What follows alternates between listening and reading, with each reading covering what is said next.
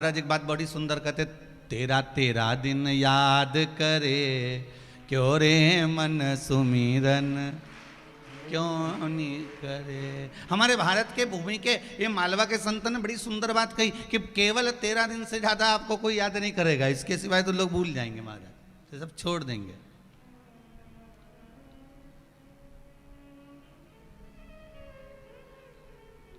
महाराज जब छोड़ चलूं इस दुनिया को, होठों पे नाम तुम्हारा हो, चाहे नरक मिले चाहे स्वर्ग मिले, हृदय में वास तुम्हारा हो। नाथ ये स्वर्ग मिले चाहे नरक मिले ये तो हम नहीं कह सकते, ना हमको मालूम ना तुमको मालूम। जी तुम्हें मालूम हो तो जरूर बता देना कि तुम नरक जाओगे कि स्वर्ग जाओगे।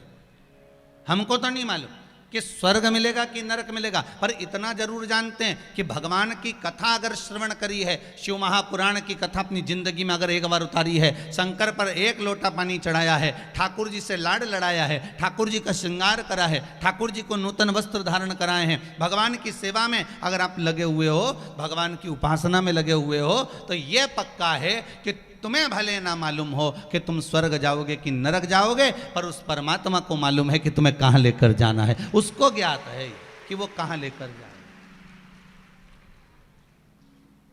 चाहे स्वर्ग मिले चाहे नरक मिले, हृदय में वास तुम्हारा।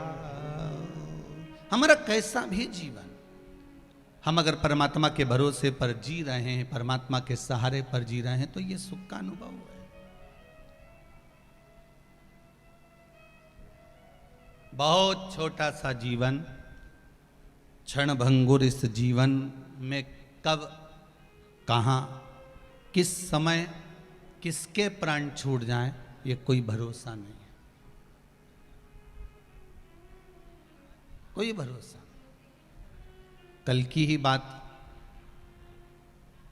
भारत माता के वीर सपूत एकदम राष्ट्र की सेवा में तेज तर्राट अनुभवी सेना नायक, भारतीय सेना को जिन्होंने आधुनिकता के भाव में ले जाकर इस राष्ट्र को हर पल एक तेज गति प्रदान करने वाले, एक वीरता का सुख का अनुभव कराने वाले महाराज जनरल श्री विपिन रावत जी कल सपत्नी और अपने अन्य सशस्त्र बल के साथ में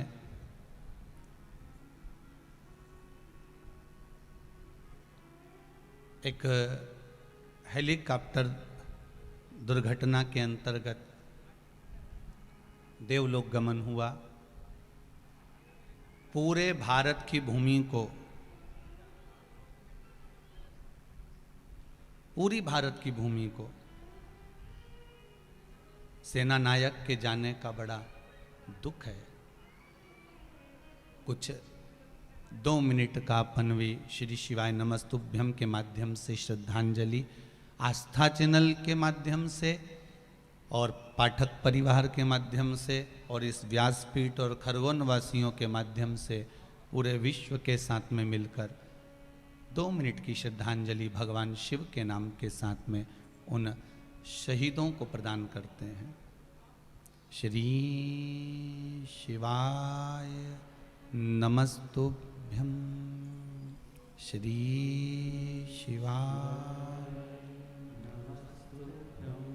श्री शिवाय नमस्तुभ्यम, श्री शिवाय नमस्तुभ्यम, श्री शिवाय नमस्तुभ्यम, श्री शिवाय नमस्तुभ्यम, श्री शिवाय नमस्तुभ्यम, श्री शिवाय नमस्तुभ्यम, श्री शिवाय हर हर महादेव। भगवान देव अधिदेव महादेव की कथा कहती है महाराज, भगवान शिव की उपासना कहती है। आपके जीवन का जो सुख है, आपके जीवन का जो आनंद है, वो परमात्मा की शरणागति के बिना प्राप्त ही नहीं हो सकता।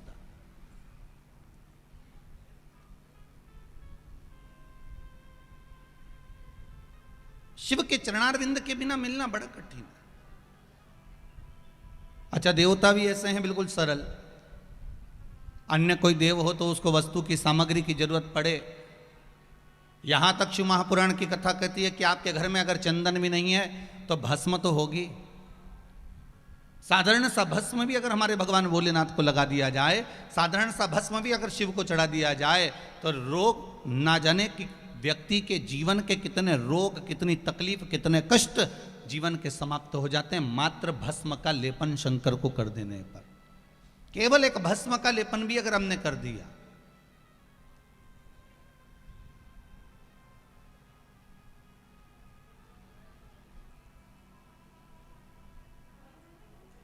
प्रथम वैष्णव अगर कोई है तो वो शिव है, प्रथम वैष्णव। एक आप लोगों ने भागवत में सुना होगा कि भगवान कृष्ण का प्रागट्य हुआ तो सबसे पहले अगर कोई दर्शन करने के लिए अगर कोई गए तो मेरे भोलेनाथ जी गए, और अगर राम जी का प्रागट्य हुआ तो सबसे पहले दर्शन के लिए गए तो मेरे शंकर भगवान गए। अगर कहीं जीव भटक रहा होता है और कोई भगवान को पुकारे,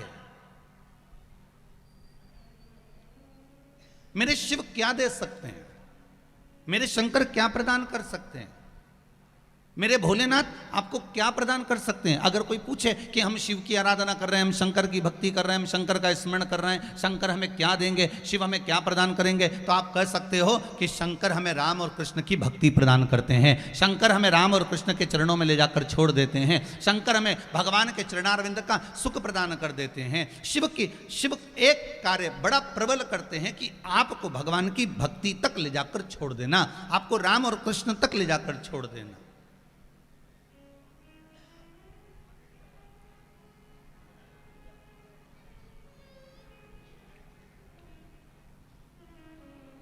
भगवान की अविरल भक्ति तक आपको पहुंचा देना।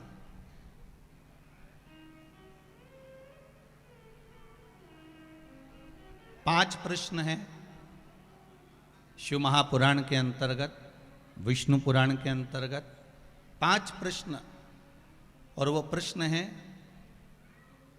जलंधर की धर्म पत्नी वृंदा के।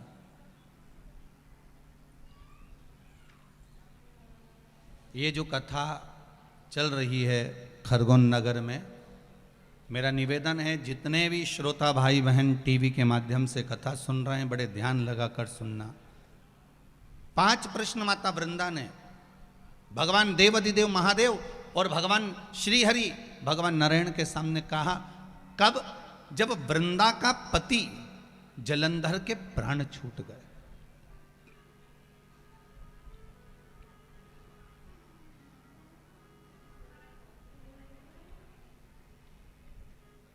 जब वृंदा के पति जलंधर के प्राण छूट जाते हैं,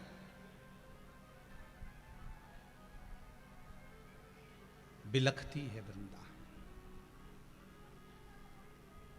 और आप सभी को शिव महापुराण की कथा में पहले भी कहा है महाराज कि जलंधर कोई दूसरा रूप नहीं है। जलंधर भगवान शंकर को एक बार जब क्रोध आया, और वो क्रोध मेरे बाबा भोलेनाथ जी को आया, तो ब्रह्मा जी ने देखा कि शिव जी के इस क्रोध को कहाँ ले जाकर रखना है, इस क्रोध को कहाँ ले जाकर छोड़ना है। तो भगवान ब्रह्मा जी ने उस क्रोध का एक घोड़ा बना दिया और उस घोड़े को ले जाकर समुद्र में डाल दिया। समुद्र में उस घोड़े को जब डाला गया तो उस क्रोध का ही एक पुत्र पैदा हुआ जिसका नाम जलंधर था।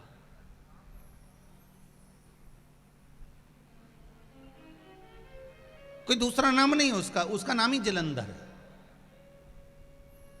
क्रोध को ले जाकर समुद्र में ब्रह्मा जी विचार कर रहे हैं कि इस क्रोध को कहां ले जाकर छोड़ना है, इस क्रोध को कहां ले जाकर छोड़ा जाए, इस क्रोध को कहां ले जाकर दिया जाए। अब आज के जमाने में तो लोग सोचते ही नहीं है कि इस क्रोध को ले जाकर कहां छोड़े। पहले के समय में भी लोग ध्यान रखते थे महाराज त्रेता युग में भी बड़ा ध्यान रखा गया कि अगर किसी को क्रोध आता है तो उसके लिए कमरा अलग बना दिया जाता है कि इस कमरे में बैठो और आप जितना गुस्सा करना है करो। कई लोग प्रश्न भी करते हैं, गुरुदेव पहले के समय में दशरथ जी के समय पर एक कक्ष होता था जिसका नाम था कोप भवन। आज के जमाने में घर में रूम जो बनते हैं, ड्राइंग रूम बना, बेडरूम बना, भोजनशाला बनी, सब कुछ बना।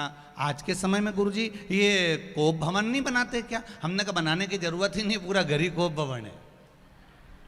कोई घर कोप भवन से कम है क्या? जिसको देखो वही मुंडा फुला के बैठा रहे, कहीं इधर अम्मा भगोने जैसा मुंह लेके बैठे, कहीं बहू उधर भगोने जैसा मुंह लेके बैठे, कहीं ननंद उधर बैठी, कहीं छोरा उधर बैठा, और जो घर में आई नहीं ऐसा आए कि बस पूछो ही मत, तन्न तन्न करके आए और फन्न फन्न करके वो जाए। अभी इंदौर की कथा में कहा था, एक बात आप लोगों ने सुनी होगी कि पति पत्नी में झगड़ा होता है तो पति झगड़ा करके बाहर जाता है और पत्नी झगड़ा करके अंदर जाती है। अब वो तो बाहर गया तो वो विचार करके गया, अब नहीं आऊंगा चाहे कुछ भी हो जाए, और ये झगड़ा करके अंदर गई तो तकिया में मुंडा रख के जो रोबा पड़ी है, मुंडा करके जो रोबा पड़ी। अच्छा, प्लान भी बहुत करती है, रोते रोते प्लान करी, इससे तो मरी जाऊं तो कई मतलब कि या तो घर चली जाऊं, पर मन में आए दूसरी बार लेने नहीं आया तो यही अपने नहीं जाना जा। अच्छा, ईमानदारी की बात बताऊं जी हो, एक खरगोन वाली हो, बड़ी ध्यान से सुन, जो बहुत ईमानदारी की बात है, कितना ही झगड़ा हो जाए, कितना ही लड़ाई हो जाए, झगड़ा करके अंदर जाना पर बाहर मत जाना, बिल्कुल मत जाना। चाहे कोई कितना ही तुम्हें पानी पे चढ़ा दे, कोई कितना ही तुम्हें चना का झाड़ पे चढ़ा दे, पर अपने नहीं जाना तो नहीं जाना। और कोई तुमसे कहे अब जब इतनी लड़ाई हो रही है, इतना झगड़ा हो रही है, तो जा तो मायका चली जाए, तो चुप रहे, कहे कुछ नहीं जो जा, तो अपने तो नहीं जाना, चाहे कछु भी हो जाए, नहीं जो।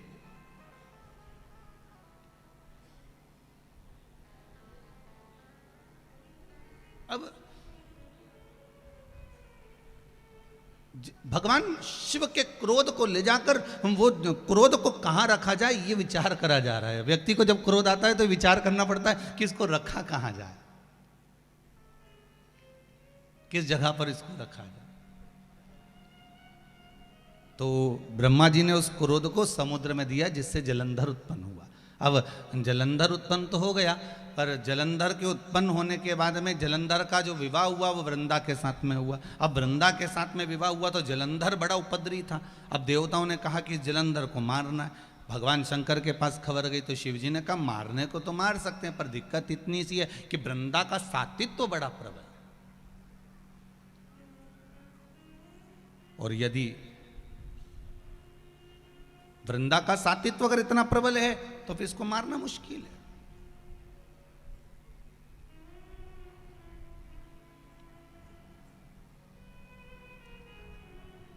वृंदा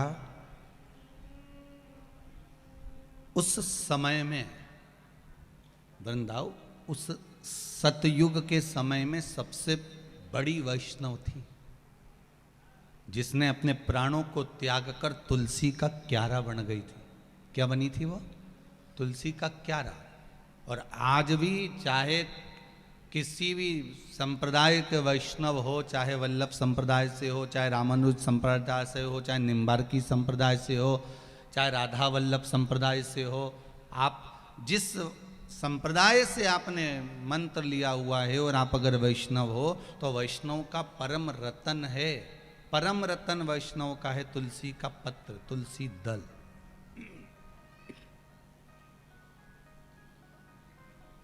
परम रतन है।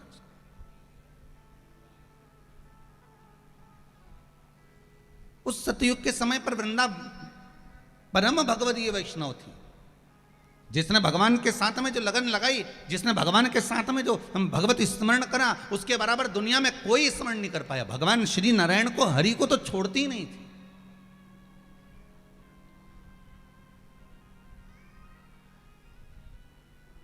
एक क्षण के लिए भगवान को नहीं छोड़ती, एक क्षण के।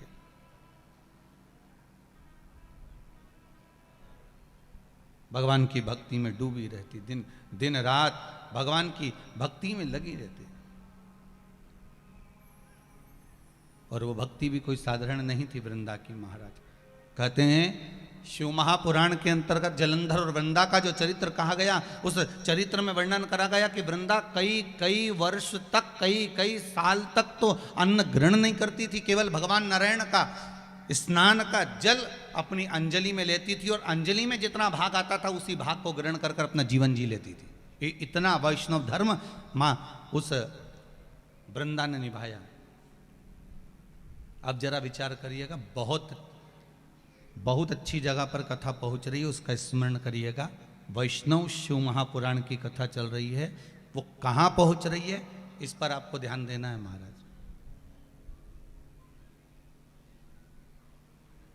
कई वर्ष तक जो केवल जल भगवान नारायण के चरणारविंद का जल, उनके स्नान का जल पीकर अपना यापन कर रही हो, कई वर्ष तक भगवान विष्णु की अविरल भक्ति में डूबी हुई हो, तो विचार करना कि वो परम भगवदीय वैष्णव कितनी होगी। और इतनी भगवान की भक्ति में डूबने वाली, इतनी भगवान का रसास्वादन करने वाली, इतनी भगवान के चरणारविंद के सेवा में लीन रहने वाली, और जब उस वृंदा के पति को मारा गया और वृंदा का पति जब मर गया तब वृंदा की आंख में जल भर गया और जल भरकर 5 प्रश्न वृंदा ने भगवान शंकर और भगवान विष्णु से करे। यही प्रश्न से अपनी शिव महापुराण की कथा वैष्णव शिव पुराण प्रारंभ हो रही है। तो 5 प्रश्न वृंदा ने करे। शायद भारत की भूमि की ये माताएं भी इस प्रश्न को सुनना चाहेंगे और इसका उत्तर सुनना चाहेंगे। शायद मुझे विश्वास है कि जितनी जगह पर आस्था चैनल पर कथा चल रही होगी और जितने लोग इसको फेसबुक यूट्यूब पर श्रवण कर रहे होंगे, वो भी इस 5 प्रश्न, वृंदा के इस 5 प्रश्न को सुनना चाहेंगे। पहला प्रश्न था वृंदा का भगवान शंकर और भगवान नारायण से कि नारी जब भगवान का इतना पूजन करती है, स्त्री जब भगवान की इतनी आराधना करती है, भगवान की भक्ति में इतनी डूबी रहती है, फिर उस नारी का पति उसको छोड़कर क्यों चले जाता है? वो बेधब्य क्यों हो जाती है?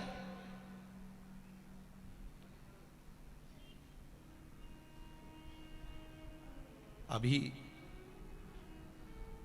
कोरोना महामारी के चलते पिछले वर्ष में इतने लोग जो शांत हो गए, उस शांत होने में कई माताओं ने पत्र लिखा। जैसे आप लोग ये पत्र लिखते हो ना, ये पत्रों आप लोगों ने जो लिख लिख के भेजे हैं, ऐसे कई पत्र माताओं ने लिख लिख कर भेजे कि गुरुजी ये बताओ कि हम तो इतना भजन करते हैं, हम इतना स्मरण करते हैं, हम इतनी भक्ति धारण करते हैं, हम इतनी कथा सुनते हैं, हम इतना नाम जाप करते हैं, हम शिव के मंदिर इतने जाते हैं, हम राम के मंदिर इतने जाते हैं, हम कृष्ण के मंदिर इतने जाते हैं, हम इतना भगवान का भजन करते हैं, फिर कारण क्या हुआ कि हमारे पति हमको छोड़कर चले गए? मैंने एकादशी का व्रत करा, मैंने प्रदोष का व्रत करा, मैंने शिवरात्रि का व्रत करा, मैंने तीज का व्रत करा, छोटी तीज, बड़ी तीज, ये तीज, वो चतुर्थी, पंचमी, छठ, अष्टमी, सारे व्रत हमने करे, फिर कारण क्या? फिर क्या कारण? और केवल खरगोन के लोग इस प्रश्न को नहीं सुनना चाह रहे हैं, पूरा विश्व इस प्रश्न को सुनना चाह रहा है कि जो वृंदा ने जो प्रश्न करा है वैष्णव धर्म के अंतर्गत करा है कि जब परम भगवदीय वैष्णव, जब भगवान का भजन करने वाला, भगवान की उपासना करने वाला वैष्णव कहते हैं किसको है? जो भगवान की भक्ति में डूबा।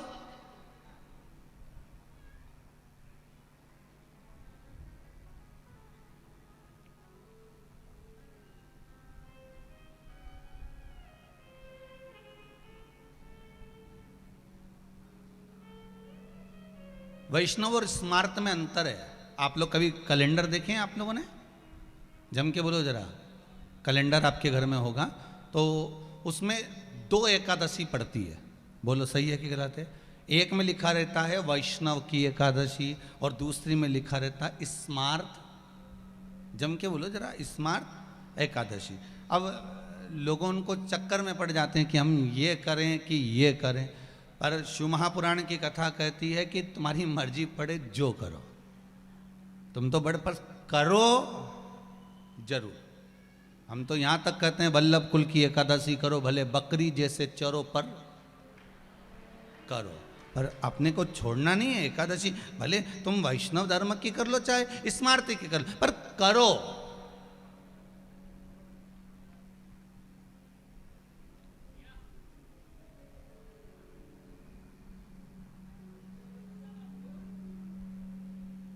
अब कल वो ऑफिस में किसी ने व्हाट्सएप पे मैसेज लिखा है, खरगोन के कोई कुंजन कौन सी कॉलोनी की कजन कौन सी बहन ने लिखा, तो उन्होंने लिखा हमारा खरगोन में कथा हो रही है महाराज जी की।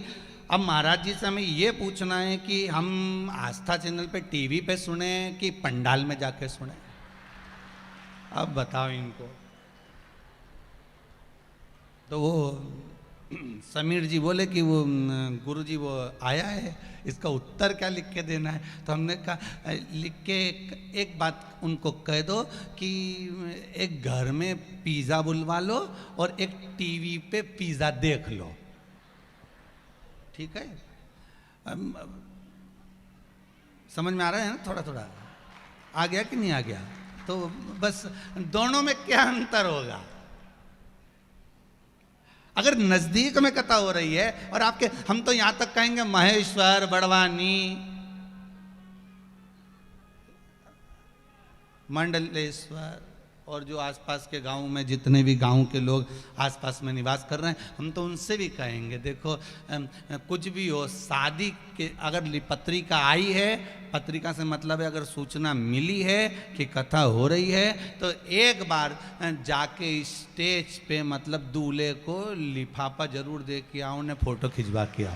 तो दूल्हे को लिफाफा दे के फोटो इसलिए खिंचवा, साहब कि तुम्हारे यहाँ से पत्रिका आई थी ना तो हम आए थे, हो हमारा फोटो देख लीजिए। तो भगवान के भी मालूम पड़ जाएगा कि के खरगोन में कथा हुई और इन्हें फोटो खिंचवाया, और भगवान भी देख लीला भाई के है फोटो में है, के भैरू सिंह के है, ये भी है।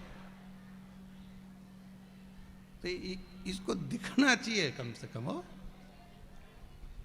शंभु शरणे पड़ी मांगू घड़ी रे घड़ी दुख काटो, दया करी ने दर्शन आपो। शंभु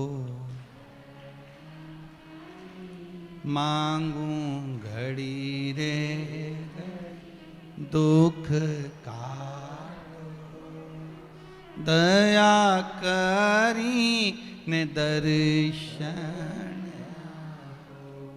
भगवान शिव से निवेदन, आप सबसे भी निवेदन, भाव से सुनो।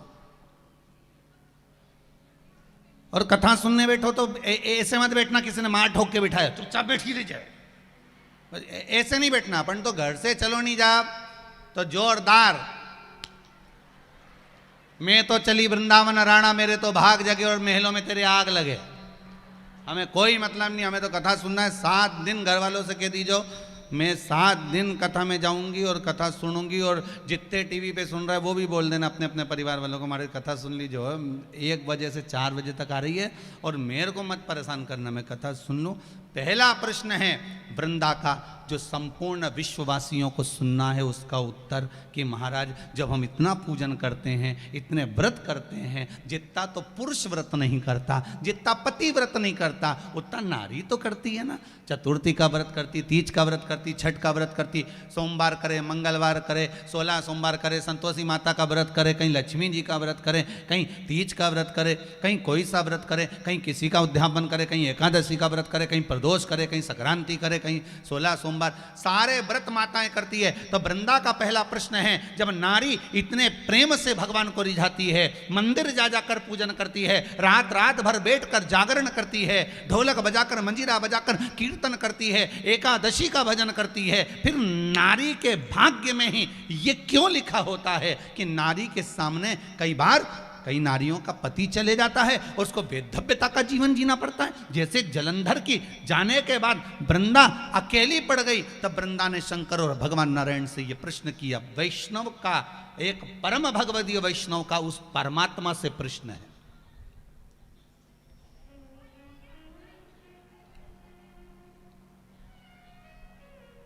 एक परम भगवदीय वैष्णव का उस परमात्मा से प्रश्न है, एक परम भगवदीय वैष्णव का श्री हरि और हर से प्रश्न है।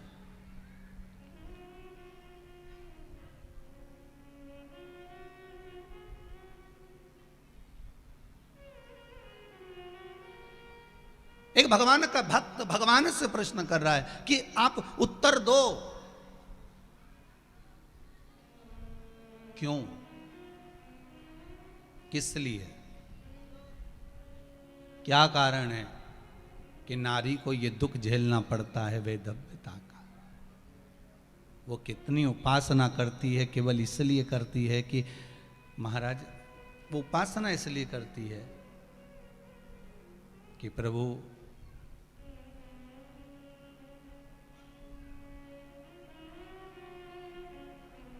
मेरे शीश पर लाल चूनर हो, मांग में सिंदूर भरा हो, माथे पर बिंदिया हो, नाक में नथनी हो, हाथ में चुड़ला भरा हो, पांव पैजनिया हो, महाबूर मेहंदी लगा हो, तब मैं जाऊं।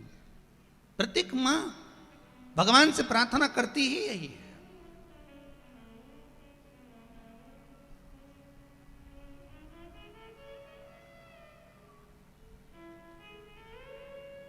प्रत्येक मां करती।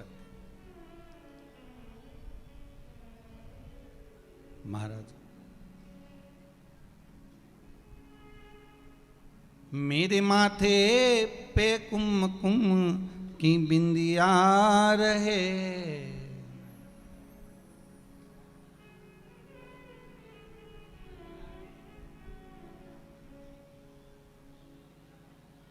हे मां, हे जगत जननी, हे मेरे भोलेनाथ, हे श्री नारायण, हे लक्ष्मी मैया,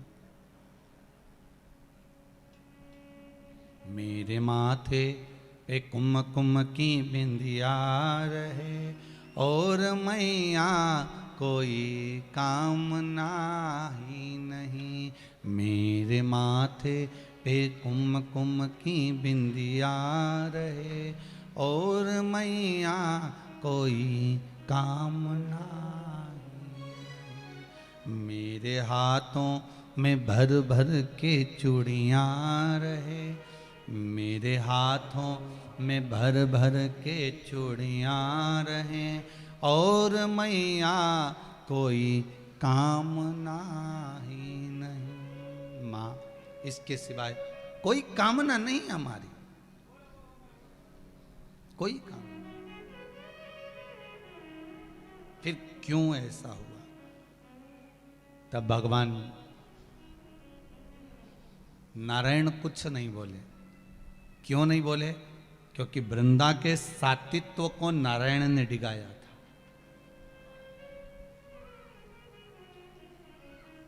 वृंदा के सातित्व को नारायण ने डिगाया था, इसलिए नारायण कुछ नहीं बोले। बोले कौन? तो कहा एक वैष्णव को वैष्णव ही समझा सकता है, एक वैष्णव को वैष्णव ही समझा।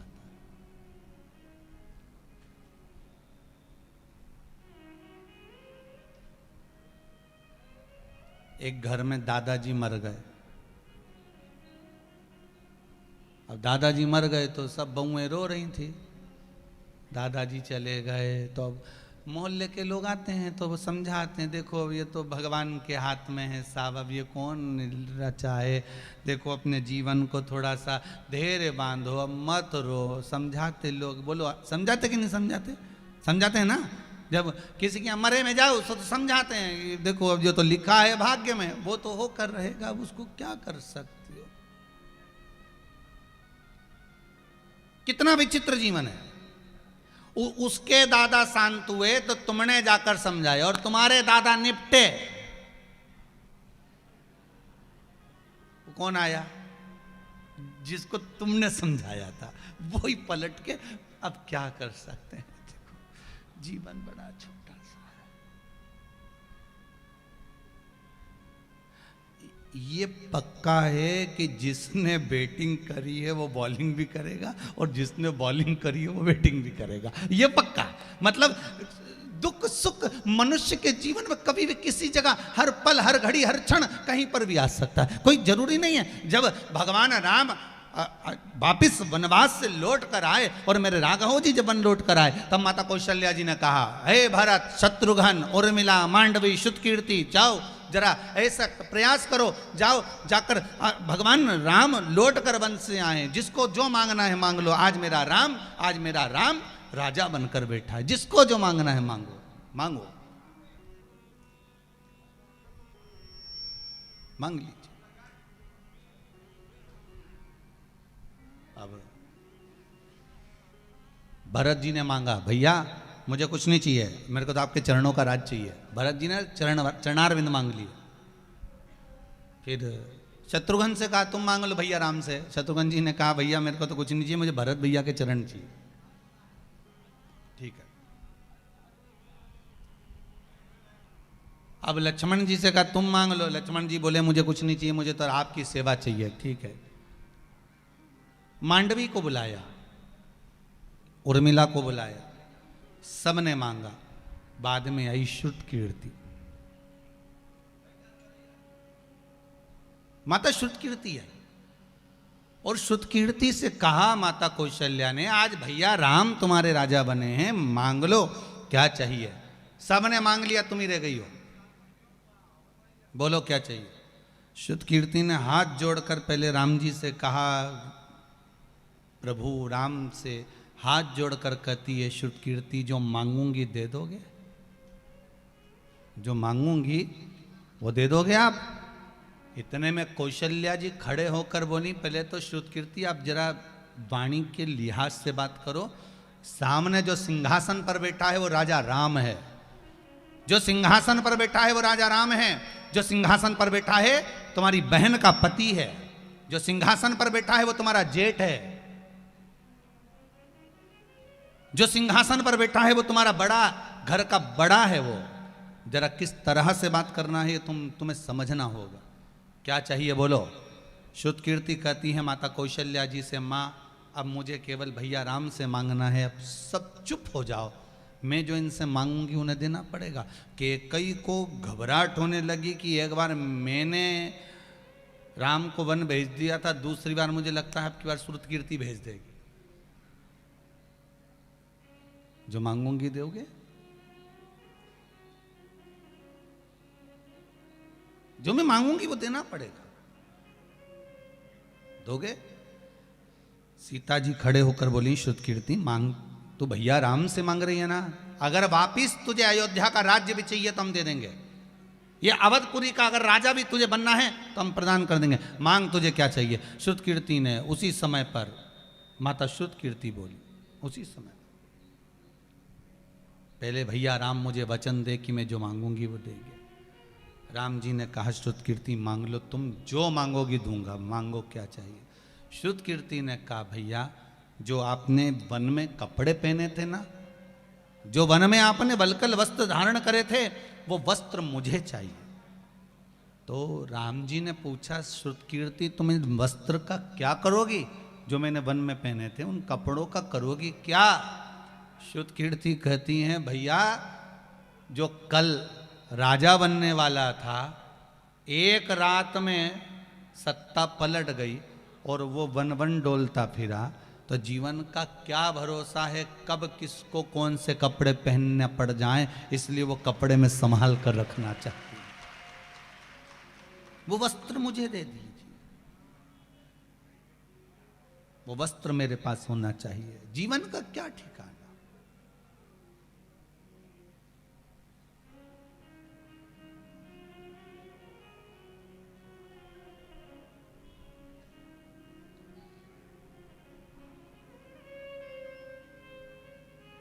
जीवन का भरोसा क्या है, ठिकाना क्या है, कब कौन से वस्त्र धारण करना पड़ जाए, कब कौन से वस्त्र पहनना पड़ जाए, कब कौन से वस्त्र हमारे जीवन में हम धारण कर रहे हैं, ये कोई भरोसा जीवन का नहीं है।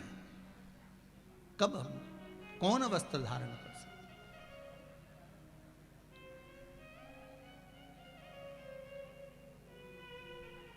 कोई भरोसा।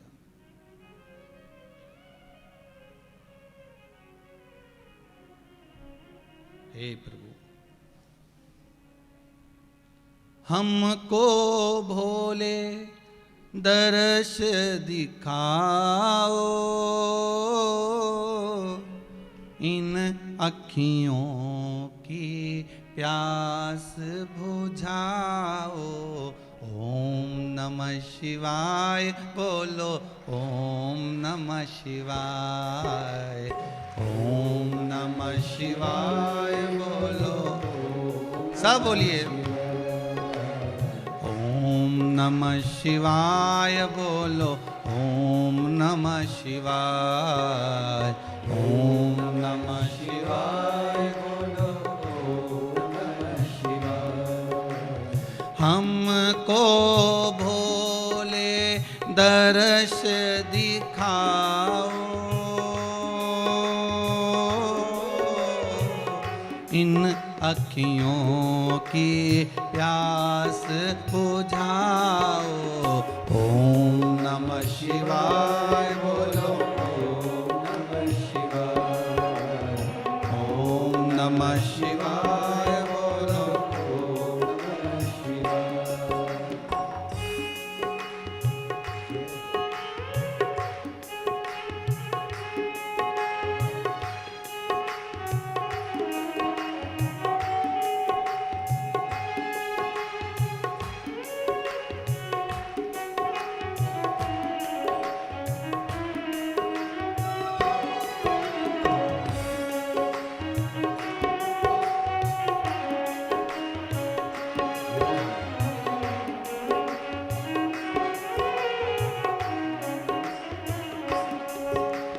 तुम अभयंकर, तुम अविनाशी, तुम ही हो कैलाश के वासी। ओम नमः शिवाय बोलो, ओम नमः शिवाय, ओम नमः शिवाय बोलो, ओम नमः शिवाय बोलो, ओम नमः शिवाय, ओम नमः शिवाय बोलो, ओम नमः शिवाय।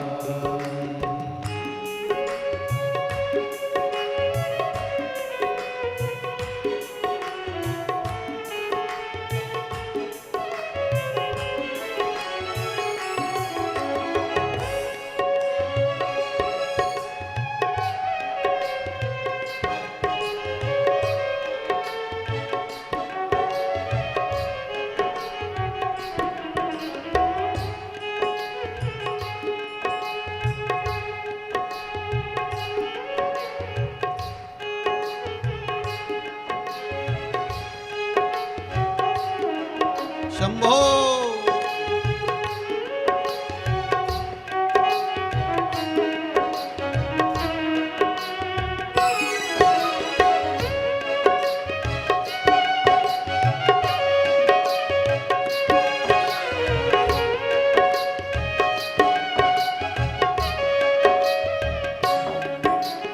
हमको भोले दर्श दिखाओ, इन अखियों की प्यास बुझाओ। ओम नमः शिवाय बोलो, ओम नमः शिवाय, ओम नमः शिवाय बोलो, ओम नमः शिवाय, ओम नमः शिवाय बोलो, ओम नमः शिवाय, ओम नमः शिवाय बोलो, ओम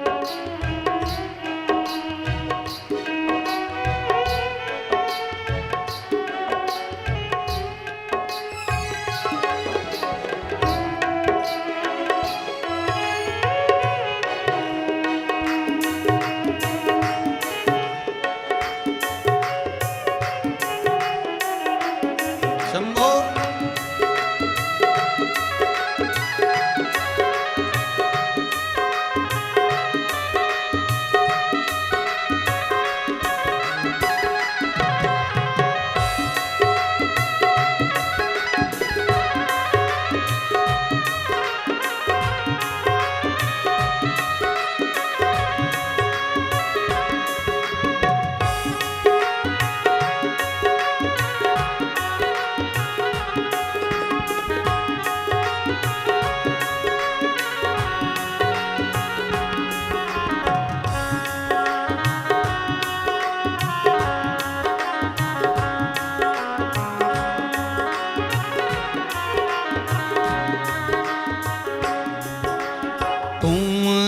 भयंकर तुम अविनाशी,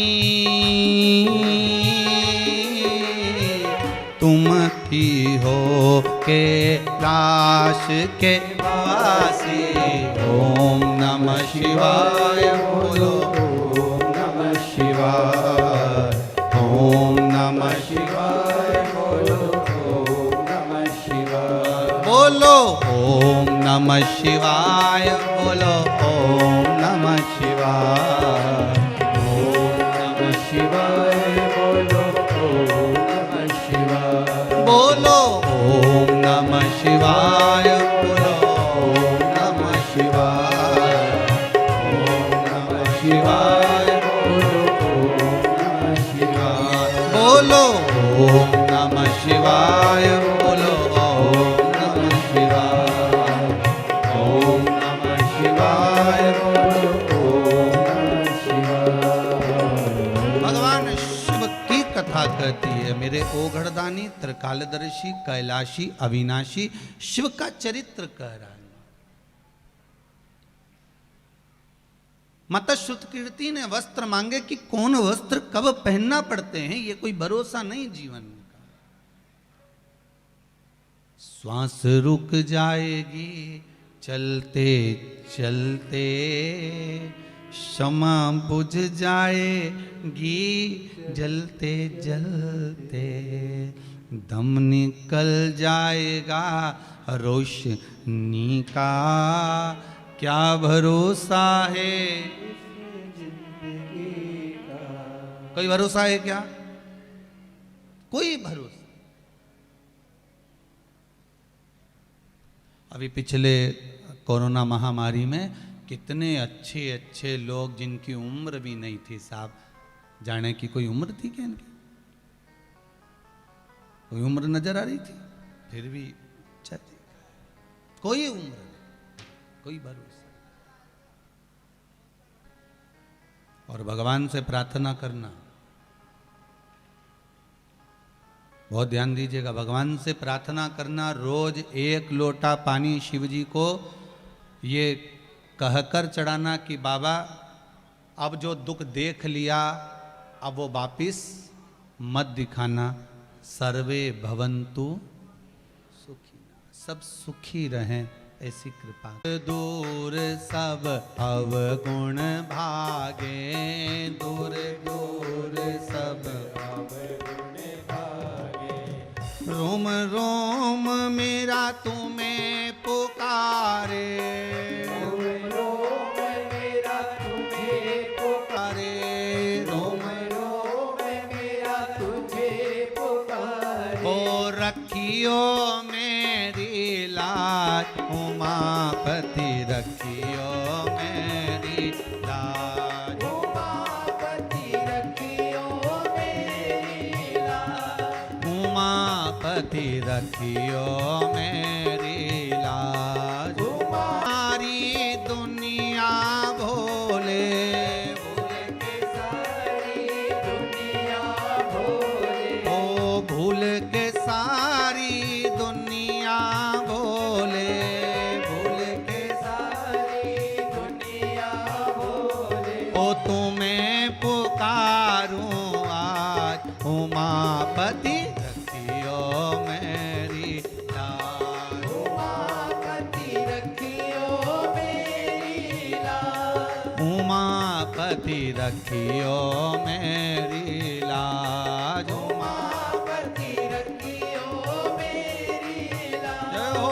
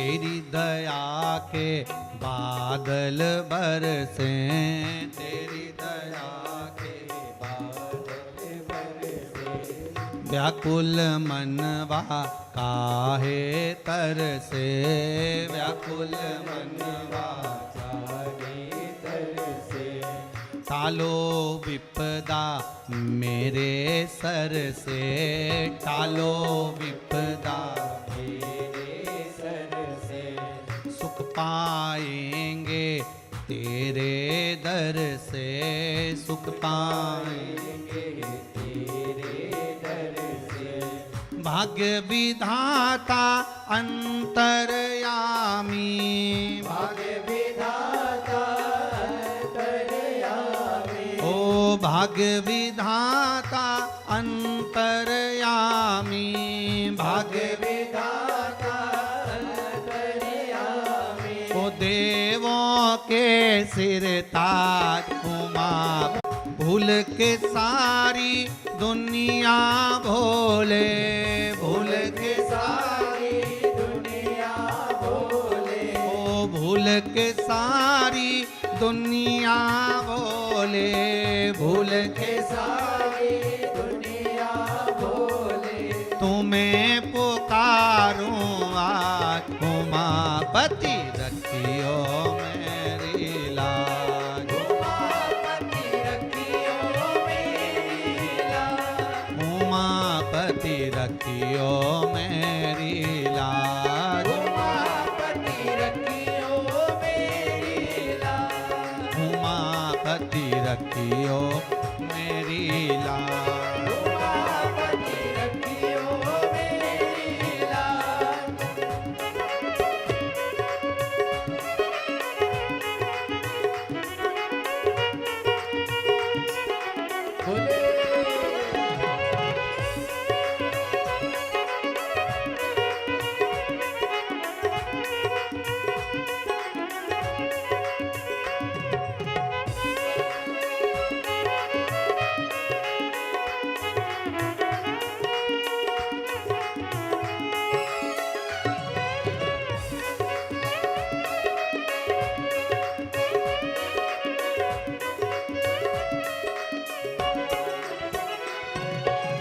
भूल के सारी दुनिया भोले, भूल के सारी दुनिया भोले, भूल के सारी दुनिया भोले, भूल के सारी दुनिया भोले, ओ तुम्हें पुकारूं आज उमापति रखियो मेरी लाज,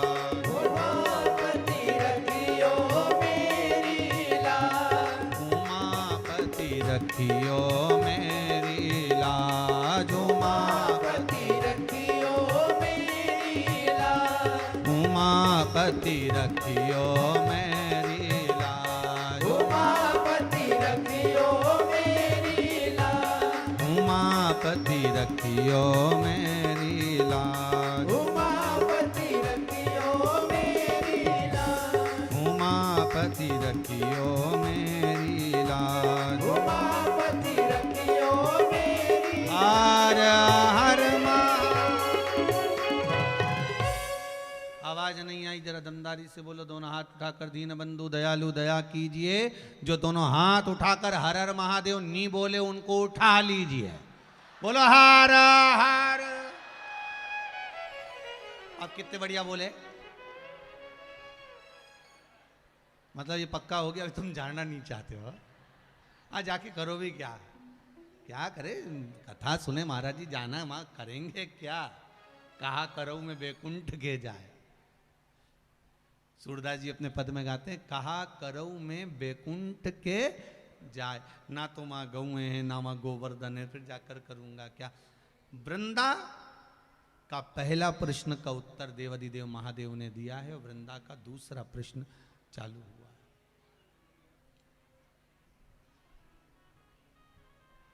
वृंदा का दूसरा प्रश्न, महाराज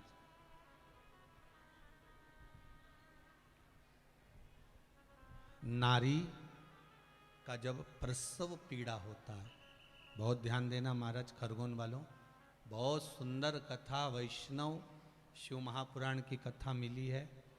और जितने टीवी पर सुन रहे हैं शायद मिले आगे ना मिले, पर प्रेम से सुन लो वैष्णव शिव महापुराण कथा। दूसरा प्रश्न वृंदा आप सबकी तरफ से कर रही है, भगवान देव अधिदेव महादेव और नारायण से। प्रसव के समय पर नारी जब बच्चे को जन्म देती है, उस समय पर पूरा परिवार बाहर रहता है। नारी बच्चे को जन्म देती है, तब नारी का दूसरा जन्म होता है। उस समय पर उस नारी के साथ कौन होता है? वो नारी को प्रसव के समय पर धैर्य देने वाला, बल देने वाला, उस समय पर उस नारी के साथ कौन होता है? ये वृंदा का दूसरा प्रश्न है। और बहुत सावधानी से सुनिएगा इस प्रश्न का उत्तर।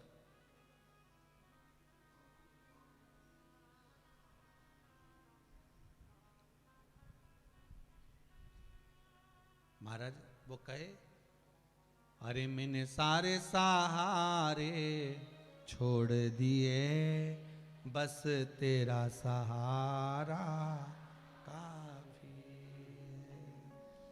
जिस समय पर केवल एक प्रसव का समय ही नहीं, अंतिम समय में भी कौन साथ रहेगा? यमराज बनावे बंदी और काया हो गई गंदी। गंदी से मतलब समझ में आता है ना आप लोगों को?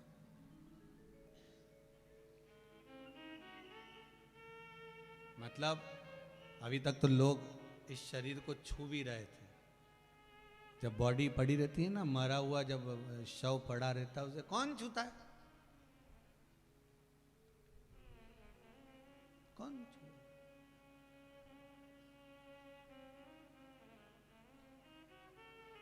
हमारे दीनानाथ जी कहते ना वो कि नारी तो मकान तक,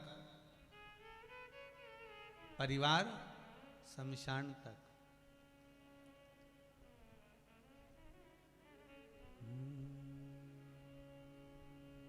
साथी है मित्र गंग के जल बिंदु पान तक,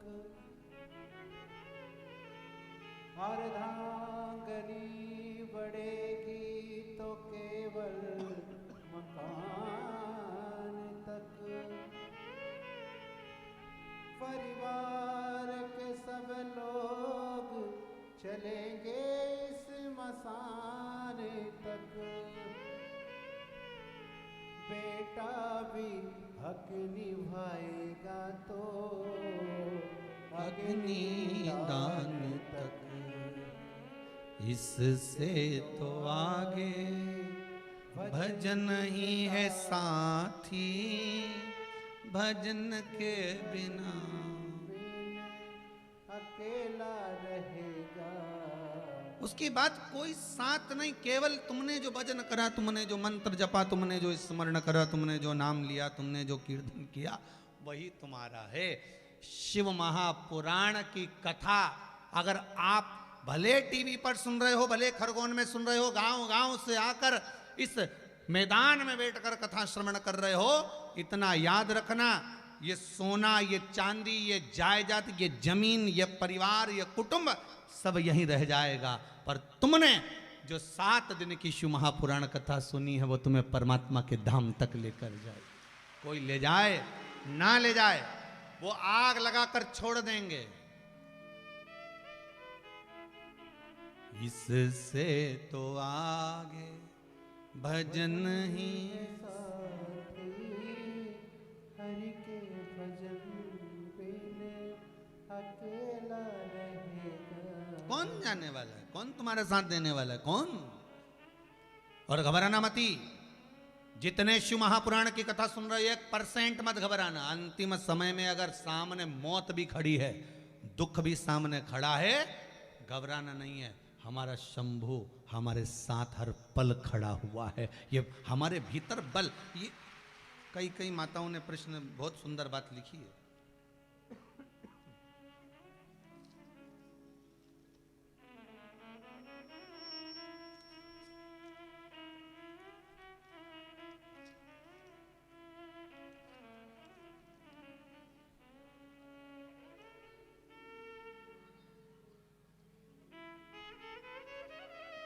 कोई सौभाग्यवती माया नरेंद्र खेरनार शिरपुर जिला धूलिया से महाराष्ट्र से आई हुई हैं। कहाँ बैठी हैं जरा आप ही हैं? आपने लिखा है मेरा बेटा BSc NAR नर्सिंग में मुंबई में पढ़ता है। उसे 3 साल से वो उत्तीर्ण नहीं हो पा रहा था। माइक देना जरा, पास में ही है तो माइक दे दीजिए। यहाँ दूर होंगे तो फिर सोचेंगे, क्योंकि पब्लिक आप लोग ज़्यादा हैं, माइक इतनी दूर तक पहुँच नहीं पाएगा, तो जो नज़दीक रहेंगे वहाँ तक तो हम प्रयास करेंगे। श्री शिवाय नमस्तुभ्यं। श्री शिवाय नमस्तुभ्यं आपके दीदी। चरण में कोटि कोटि प्रणाम। बाबा की कृपा हो। आप ही आए हैं सिरपुर जिला धुलिया से? धुलिया से। जी, बाबा की कृपा है। आप इतनी दूर से आकर खरगोन में कथा सुन रहे हैं, यही बाबा की कृपा है। खरगोन वासियों की ओर से, सभी बाहर से आने वाले अतिथियों की ओर से आपका स्वागत है। क्या कृपा करी भोलेनाथ जी ने आप पर? मेरा बेटा 3 साल से लगातार एक 2 विषय में फेल होता था और मैंने पशुपति व्रत 2 ही किए, उसमें लास्ट ईयर में फर्स्ट क्लास से पास हो गए। ये बाबा की कृपा है। बाबा की कृपा। श्री शिवाय नमस्तुभ्यं। बैठिए बैठिए बैठिए। हर हर श्री शिवाय नमस्तुभ्यं गुरुजी। बाबा की कृपा। श्री शिवाय नमस्तुभ्यं। बाबा की कृपा ही कुछ ऐसी है महाराज। एक बड़ा सुंदर भाव एक किसी ने और लिखा है महाराज जी। श्रीमती कलावती किशोरी लाल धामंडे खरगोन से हैं। कहाँ बैठी हैं? कहीं बैठे हो तो हाथ उठाइए या हाथ हिलाइए।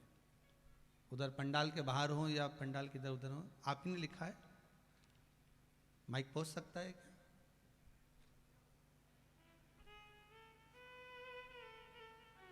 इधर है वो भैया जी, उधर बैठे।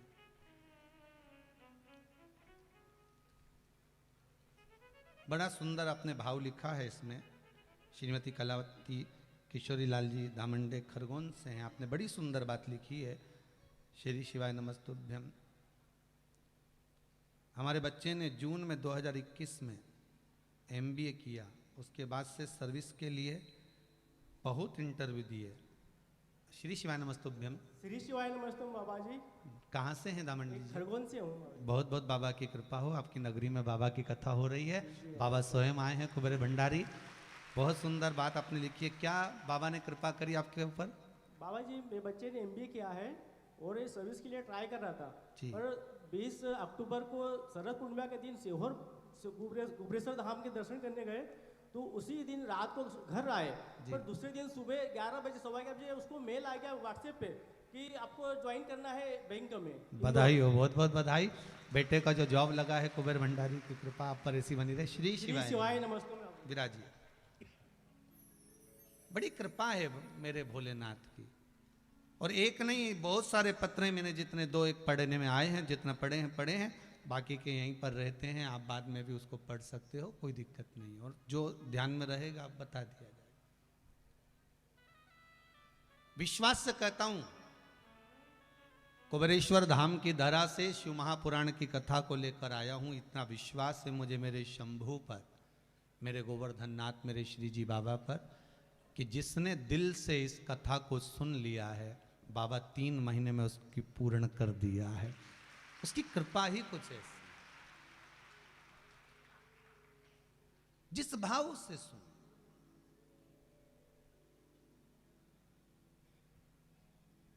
और फिर निवेदन करूंगा खरगोन वालों, नजर उतरवा लेना तुम्हारे ऊपर तो भोलेनाथ जी की तुरंत कृपा हो गई। बड़ी कृपा। ये कथा जो थी ये हरदा में होने वाली थी, आपको मालूम होगा। 9 से तारीख वहाँ थी, पर वहाँ कोई समस्या होने के कारणवश, कथा घर में कोई तकलीफ होने के कारणवश कैंसिल करी गई। पूरा पंडाल, डोम, स्टेज, सब तैयारी पूरी हो चुकी थी। यहाँ तक कि सब हलवाई टेंट सब हो गया था, पर फिर कह रहे ना वो बिल्ली के भाग से चीखा टूट गया। और इधर श्री हिमांशु जी, तुषार जी पाठक लगे हुए थे कथा के लिए।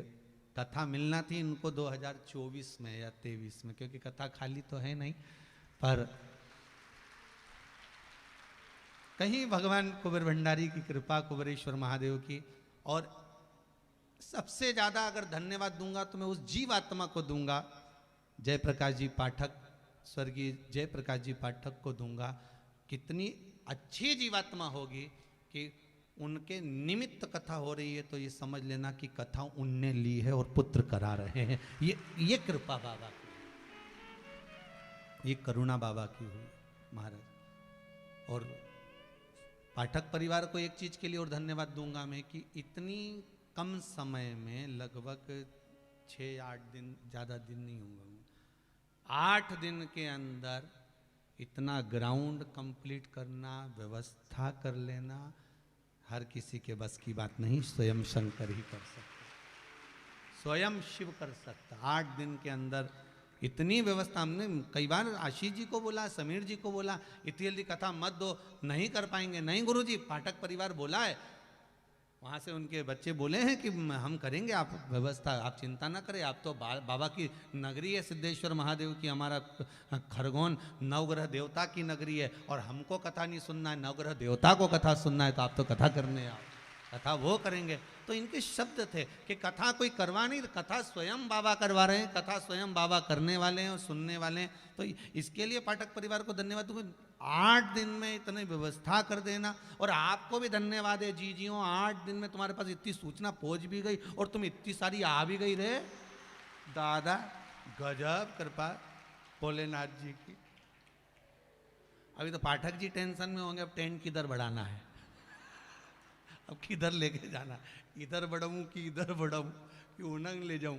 तो ये बाबा के ऊपर छोड़ो, तुम तो तुम्हारा भजन करो, तुम तो अकेली मत आ जाओ, बस इतना ध्यान रख जो अड़ोसन पड़ोसन पीछे वाली धड़ोसन सभी ले चलो, सब चलो।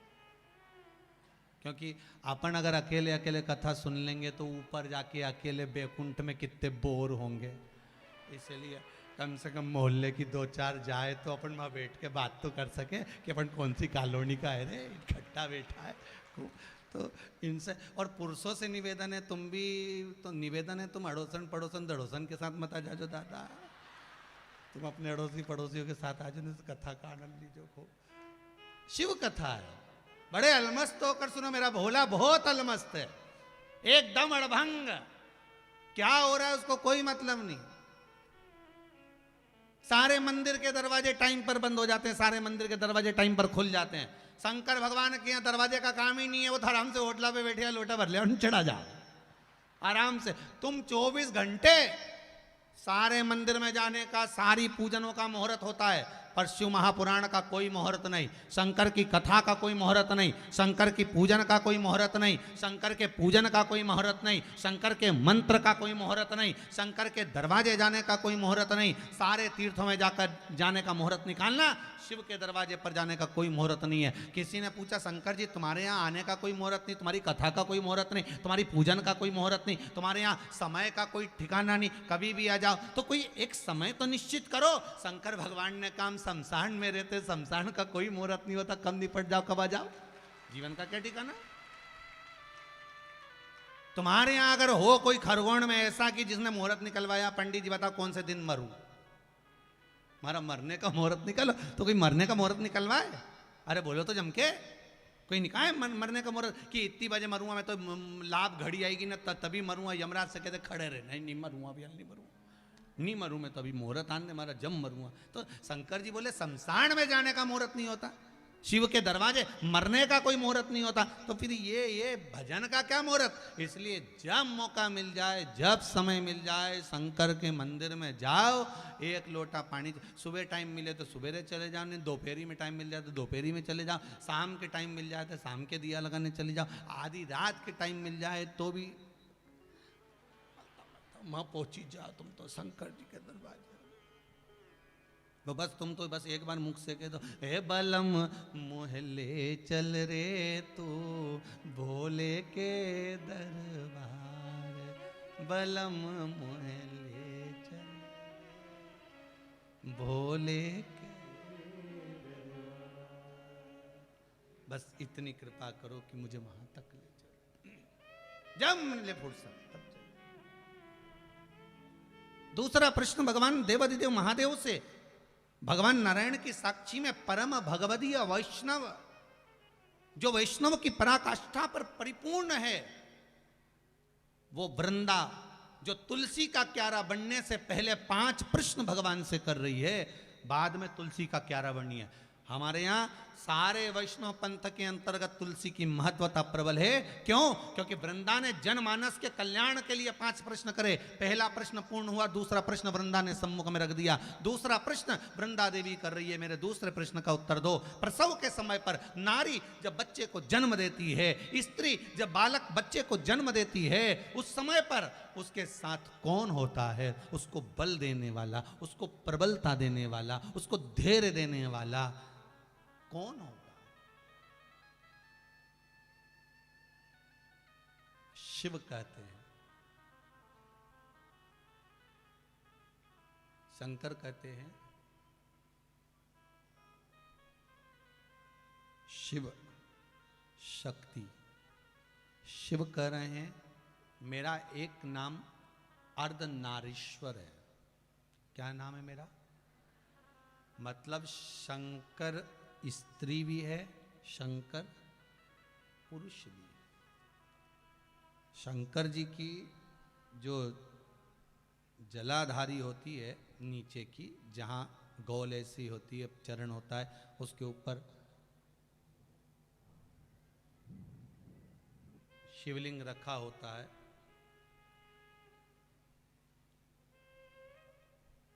शिवलिंग रखा हुआ है। महाराज जलाधारी जल चढ़ाने की यह पार्वती जी का हस्त कमल, पार्वती जी का स्थान, और ये शिवलिंग शंकर का स्वरूप। शिव और शक्ति दोनों शिवलिंग के रूप में विराजमान।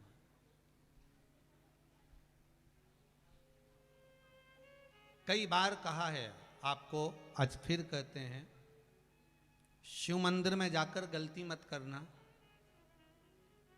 कोई भी सामग्री आप भगवान शंकर को अगर समर्पित कर रहे हैं, जैसे केला ले गए, पपीता ले गए, या कोई आप खाने का सामान ले गए, या आप कोई वस्तु या दिया बत्ती ले गए, कभी भी ध्यान रखना जलाधारी के ऊपर वो केला या फल या सेव फल या नारियल या जो भी सामान है वो जलाधारी पर कभी मत रखना।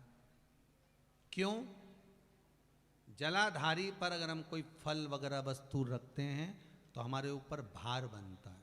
भार मतलब जैसे कोई कार्य करने के लिए जा रहे हो और वो कार्य अटक जाएगा, वो होगा नहीं। मतलब समझ लेना कि तुमने जरूर जलाधारी पर कहीं केला रख दिया होगा, कोई फल रख दिया होगा, कोई सामान रख दिया होगा। जलाधारी पर केवल पूजन का सामग्री, आप स्नान करा रहे हो, जलाधारी पर डालिए। आप कुंकू लगा रहे हो, चंदन लगा रहे हो, अबीर लगा रहे हो, गुलाल लगा रहे हो, आप जलाधारी पर लगाइए। फूल चढ़ा रहे हो, बेलपत्री चढ़ा रहे हो, आप जलाधारी पर लगाइए। शिव पर चढ़ाओ, बाकी के माँ जगतजननी का जो स्थान है वहां चढ़ाओ। पर और एक बात और ध्यान रखना, जलाधारी पर भूल से भी कई माताएं दिया जलाकर रख देती है, समझ लेना वो अपने भाग्य पर अंधेरा करने के लिए उस दिए को लगा रही। बहुत बहुत गलत बात है। उसका वर्णन शिव महापुराण में बहुत, लिंग पुराण के अंतर्गत, नर्मदा पुराण के अंतर्गत और महाराज गर्ग संहिता के अंतर्गत बहुत सी चीज़ें ऐसी दी गई हैं जिसके स्कंद पुराण के अंतर्गत भी वर्णन आता है कि अगर नारी दिया लगाना है तो दूर रखे। वो जलाधारी जो है ना, जिसमें पानी बहता है, उसके ऊपर जला हुआ दिया मत रख देना। क्यों? कहते हैं उसके घर के बेटे बेटी बहू पोता पोती कभी भी उसे सुख प्रदान नहीं कर सकते। उसके घर में हमेशा क्लेश रहेगा, चिड़चिड़ प्रवृत्ति रहेगी, युद्ध, लड़ाई झगड़ा ये सब पारिवारिक चलता रहेगा, या देवर जेठ जेठानी का भी झगड़ा चलता रहेगा, पर वो सुख का भान नहीं कर सकती। अगर दिया जलाधारी पर रख दिया तो, वैसे तो आप सब समझदार हो, आप लोग तो ये गलती नहीं कर सकते होगे, वो तो हम सियोर वालों के लिए कह रहे हैं, हम तो ये गलती नहीं करोगे।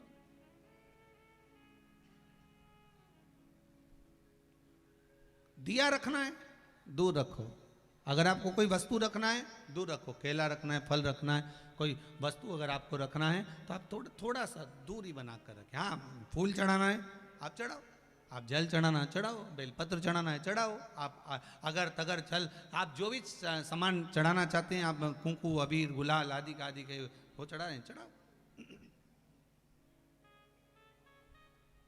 पर कोई फल है, कोई मिठाई है, कोई सामग्री है, वो शिवलिंग से भी जलाधारी से भी दूरी बनाकर रखिए, उसको दूर रखिए।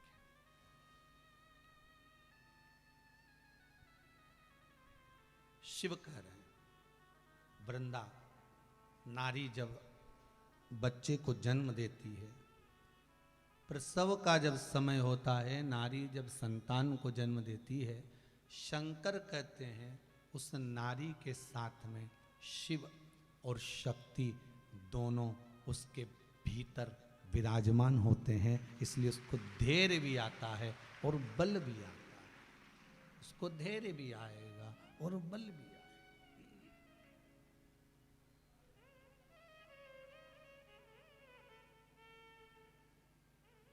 धैर्य और बल देने वाले मेरे शंकर हैं,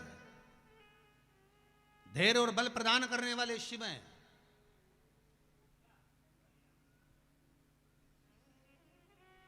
जैसे 3 जगह पर चढ़ाया हुआ पानी कभी निष्फल नहीं होता, 3 जगह पर चढ़ाए हुए जल का भाग पूर्वजों को भी प्राप्त होता है। पहला पीपल के वृक्ष के नीचे, दूसरा बेलपत्री के वृक्ष के नीचे, और तीसरा आंवले के वृक्ष के नीचे। ये 3 जगह पर चढ़ाया हुआ पानी, अगर मान लो 16 श्राद्ध में, श्राद्ध पक्ष में हम तर्पण नहीं दे पाए, हम तर्पण नहीं कर पाए, हम जल नहीं दे पाए, हम पिंड नहीं दे पाए, हम ब्राह्मण भोज नहीं करा पाए, हम मान लो धूप नहीं दे पाए, तो महाराज 3 जगह पर चढ़ाया हुआ पानी आपने भूल से भी अगर चढ़ाया हुआ है पीपल के वृक्ष के नीचे, दूसरा बोलते जाओ बेलपत्री के वृक्ष के नीचे, और तीसरा आंवले के वृक्ष के नीचे, ये 3 जगह पर अगर आपने जल चढ़ाया है, तो आप अगर भूल से तिथि भी भूल गए, भोजन नहीं करा पाए, ब्राह्मण भोज नहीं करा पाए, तर्पण नहीं कर पाए, पिंड नहीं कर पाए, तो ये 3 जगह चढ़ाया हुआ जल हमारे पूर्वजों को श्राद्ध पक्ष में भी प्राप्त हो जाता है। आपका 3 जगह चढ़ाया हुआ, 3 जगह चढ़ाया हुआ जल वो प्राप्त हो जाता है। आप जो समर्पित कर रहे हो, आप जो दे रहे हो, आपका जो भाव समर्पित कर रहे हो,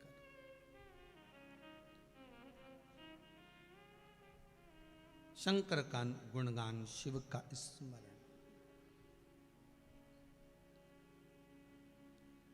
अभी एक बात और आपको कहेंगे, अच्छी निकली है ये बात तो कहने में पीछे नहीं हटेंगे। 12 महीने शिवरात्रि आती है, स्मरण है आपको? अगर ध्यान नहीं हो ना तो कैलेंडर में लिखा रहता है मासिक शिवरात्रि, अगर उसमें छाट कर लिख लो और ऐसा गोला बना दो कि मासिक शिवरात्रि आई। आप व्रत करें ना करें, आप उपास करें ना करें, कोई वो हम ये नहीं कहेंगे कि करना जरूरी हो। अभी यजमान के यहीं पर हमारे ब्राह्मण लोग कह रहे थे कि गुरुजी वो कोई पूछ रहा था कि यजमान परिवार में से कि हम व्रत करें क्या, उपास रखना पड़ेगा? तो हम तो कई बार कथाओं में कहे, आज फिर कह देते हैं तुम्हारी मर्जी पड़े तो तुम करो, पर किसी का बीपी शुगर ऊंचा नीचा हो तो दादा मत कर जो। तुम तो कथा सुनो, तुम तो बढ़िया जोरदार एक से बढ़कर एक माल बनाओ ने, महाराज जी के भी खवाओ ने, तुम भी खाओ, तुम टेंशन वेंशन मत लियो, तुम तो बढ़िया जोरदार।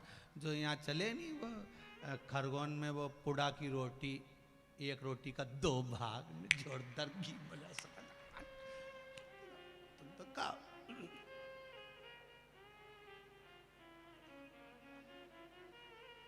जो कंठालिया परिवार में कथा करी सो तो श्रीमद् भागवत का उसमें स्मरण रहा है। अब मालूम पड़े हम कह भी दें कि व्रत रखना पड़ेगा, अब मालूम पड़े हो जाता कई बार पंडित लोग ब्राह्मण लोग कह दें नहीं नहीं साहब तुमने इतना बड़ा अनुष्ठान करा, व्रत तो करना ही पड़ेगा। बापड़ा बेचारा आधा तो यूं ही मर गया। बताओ हमारे तो शुगर अलग ने बीपी अलग, अब क्या करूं। और उसने 2 दिन 3 दिन तो अनुष्ठान में बैठा ने, चौथा दिन पलंग पे पड़ गया। उसके बाद उसकी तो हालत खराब। तो क्या पंडित पूछे क्या हुआ है?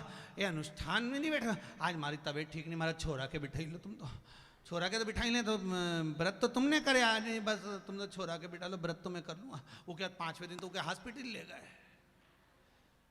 डॉक्टर बोला क्या करा? तो क्या व्रत रखा है, इनने कुछ नहीं खाया। तो डॉक्टर भी बोला तुम तो खाओ, प्राण मत खाओ, तुम खाओ खाना बेटा, तुम तो बढ़िया चकाचक खाओ ने हरि गुण गा। शिव हम पहले भी कहे वल्लभ कुल की एकादशी करो, भले बकरी जैसे चरो, पर एकादशी करो। तुम तो व्रत भी ऐसा मत करो कि जिसमें तुम भूखे रहो। तुम तो बढ़िया एकादशी के दिन भी खूब बढ़िया अच्छा मूंगफली का दाना वाना सेक सुखा के जेब में भरी लो, कहीं जाए अपना जोरदार। और चिप्स मिप्स तल के बढ़िया जो वेपर्स वगैरह हो नहीं तो फ्रिज पे तल के रख दो, कहीं आलू तल के धर दो, कहीं राजगिरा की पूड़ी, कहीं मोहरधान, कहीं फ्रिज पे, कहीं वॉशिंग मशीन पे, कहीं इनंग कहीं उनंग, जहां से निकलो वहीं निपटा लो। पर कौन कहे कि तुम तो एकादशी के दिन भूखे रहो, तुम तो करो। भगवान के सब मालूम। भगवान गोवर्धन नाथ जी भी कहे कि मैं 8 बार खाऊं तो तुम भी खाओ रे दादा, तुम तो पर भूखा मत रहिजो, तुम तो खाओ।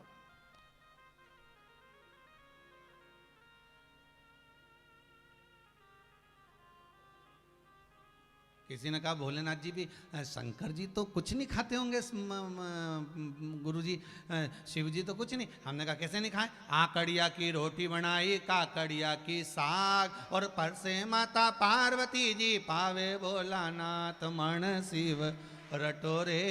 अरे छोड़ दो कपट मन शिव रटोरे। वो कहीं सब निपटा है, वो तो बढ़िया जोरदार। जब उनका छोरा इतना खाए, गणेश जी महाराज कितना खाए, तो फिर वो क्यों नहीं खाए?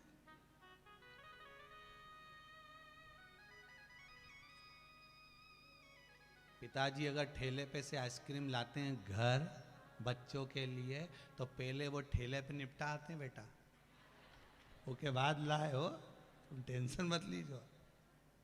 अब शिव कथा कर रही है, शंकर भगवान बोल रहे हैं मैं शक्ति के साथ में, शिव और शक्ति ये दोनों वहां विराजमान है, दोनों वहां विराजमान है। जिस समय पर नारी प्रसव की अवस्था में रहती है, बच्चे को जन्म देती है, शिव शक्ति स्वयं विराजमान हो जाती है।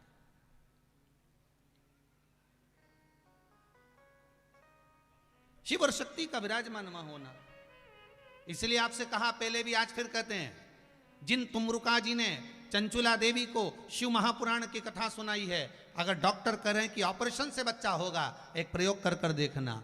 7 गुड़ की डली लीजिए और गुड़ की छोटी छोटी डलियों को लेकर नारी जब हॉस्पिटल के लिए लेकर जा रहे हो, बच्चे को जन्म देने के लिए जा रही हो, 9वां महीना पूर्ण हो, तो वो 7 डली तुमरुका जी का नाम लेकर घुमाकर शंकर पर से, मेरे ओघड़दानी पे से, मेरे शिव बाबा पे से घुमाकर एक एक डली उसको खिला दीजिए। थोड़ी थोड़ी देर में महाराज नारी का ऑपरेशन नहीं होगा, नॉर्मल डिलीवरी ही होगी।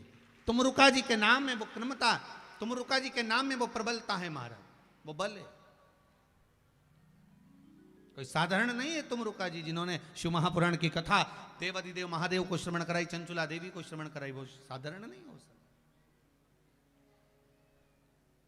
शंभु शरणे मांगू घड़ी रे, दुख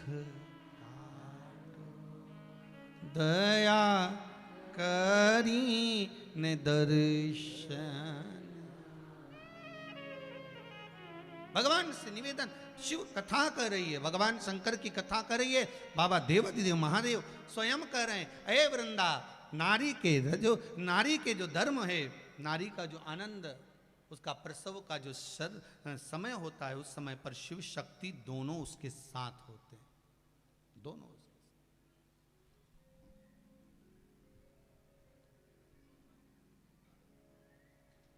भगवान जन्म लेने वाले बच्चे को जन्म लेने के बाद वृंदा से कह रहे हैं, जब बालक बच्चा जन्म ले लेता है, उस जन्म के समय पर उसको माया के फेर में देने के बाद शिव शक्ति वहां से ओझल हो जाती है। कब? जब बच्चे का जन्म हो। आपने देखा होगा छोटे छोटे बच्चे सोते सोते, आपने मुझे माया में डाल दिया, माया में भरमाता है जी। एक गुरुजी का चेला 4-5 दिन से नहीं आया, 5वें दिन आया और गुरुजी से आके वो गुरुजी ने पूछा, क्यों रे कहाँ चले गया था, आया नहीं तू, कहाँ था? चेला बोला, गुरुजी मेरी सगाई हो गई। सगाई हो गई? हाँ। तो गुरुजी बोले, मतलब तूने मुझे छोड़ दिया। सगाई होना मतलब गुरु छूट गया। फिर महीनों भर गायब रहा और गायब होने के बाद फिर आया है 2-1 महीने बाद। गुरुजी बोले, कहाँ चले गया था, नहीं दिखा? गुरुजी मेरी शादी हो गई। गुरुजी बोले, अब माँ बाप को भी छोड़ दिया। फिर चले गया,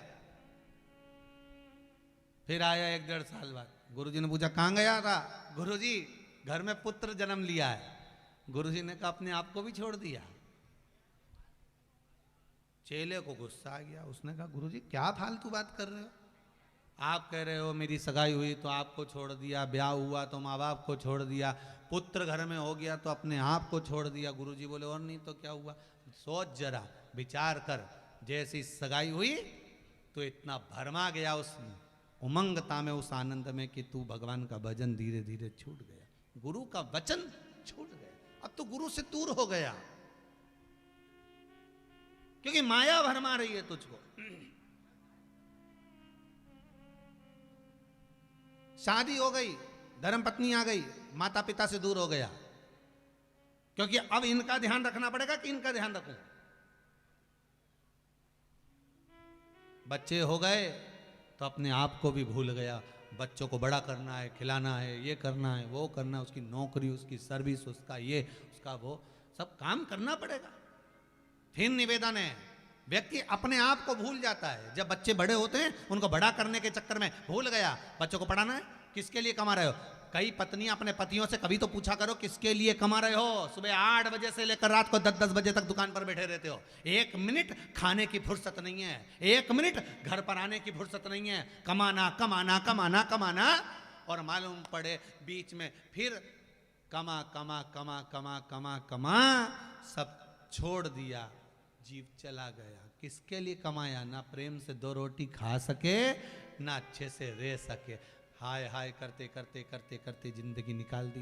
बच्चों के लिए, पत्नी के लिए, बच्चों के लिए, पत्नी के लिए, घर परिवार सब बढ़ाने के चक्कर में कमाते रहे, पर भगवान का भजन ना कर पाए। तो गुरुजी कह रहे हैं, अपने आप को भी छोड़ दिया तूने अब बच्चों के लिए। इतने में चेला बोला, गुरुजी कैसे फालतू की बात करते हो, कोई परिवार अपना छूटता है? हमारा परिवार तो हमारा है। गुरुजी बोल रहे, यही तो गुरु का ज्ञान समाप्त हो गया, तुझे परिवार अच्छा लगने लगा, गुरु के वचन बुरे लगने लगे। एक बार प्रैक्टिकल करेगा तू मेरी बात का? चेला बोला, कौन सा प्रैक्टिकल? अब तेरे घर में बच्चे भी हो गए, तेरी पत्नी भी आ गई, तेरे माता पिता भी हैं, हाँ तो एक काम कर, मैंने तेरे को योग साधना सिखाई थी, याद है तेरे को? तो क्या हाँ योग साधना सिखाई थी, तुझे वो याद है? मैंने तेरे को श्वास रोकना सिखाया था कि श्वास रोक लिया कर इतने घंटे तक। हाँ गुरुजी मेरे को आता है, कर सकता है? कर सकता हूँ। तो एक काम कर, कल तू तेरे घर पे थोड़ी देर श्वास रोक के पड़ जा, देखे तेरे घर वालों का क्या असर पड़ता। तू तो पड़ जा। गुरुजी श्वास रोकना तो आती मुझे। गुरुजी बोले, बस तो पड़ जा।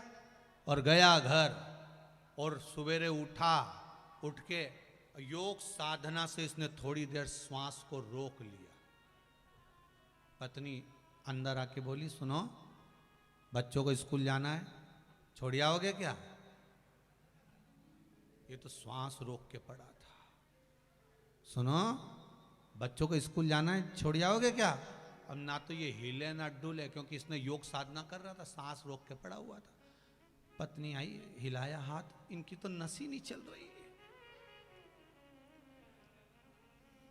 कहीं नहीं है। दौड़ के गई, मम्मी मम्मी जल्दी आओ, क्या हुआ?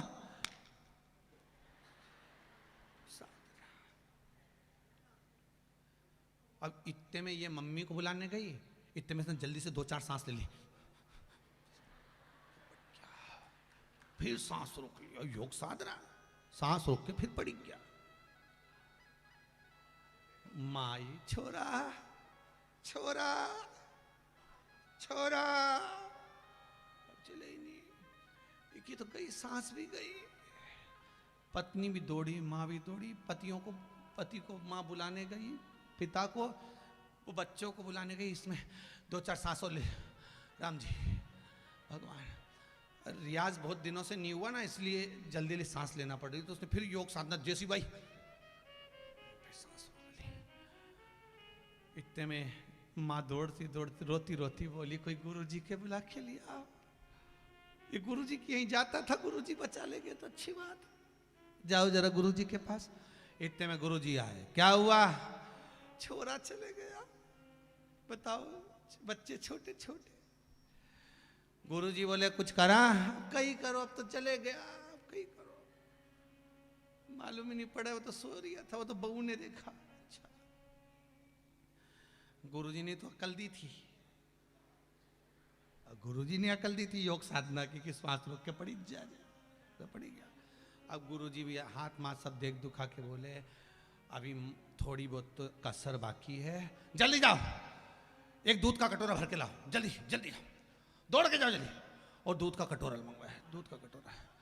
अब जो दूध का कटोरा बुलवाया, इसमें शक्कर मक्कर मिलेगी नहीं मिलेगी, मिश्री वगैरह कि नहीं मिलेगी, जल्दी जाओ मिश्री दौड़ के लाओ, शक्कर लाओ। तो शक्कर लाके दूध का कटोरा में गुरुजी ने उसकी छाती पे दूध का कटोरा धर दिया, उसमें शक्कर चम्मच से घोल दिया, घोल के, और गुरुजी ने हाथ में लेके ऐसे उसके ऊपर से 21 बार बड़बड़ा कर, ना जाने कौन सा मंत्र,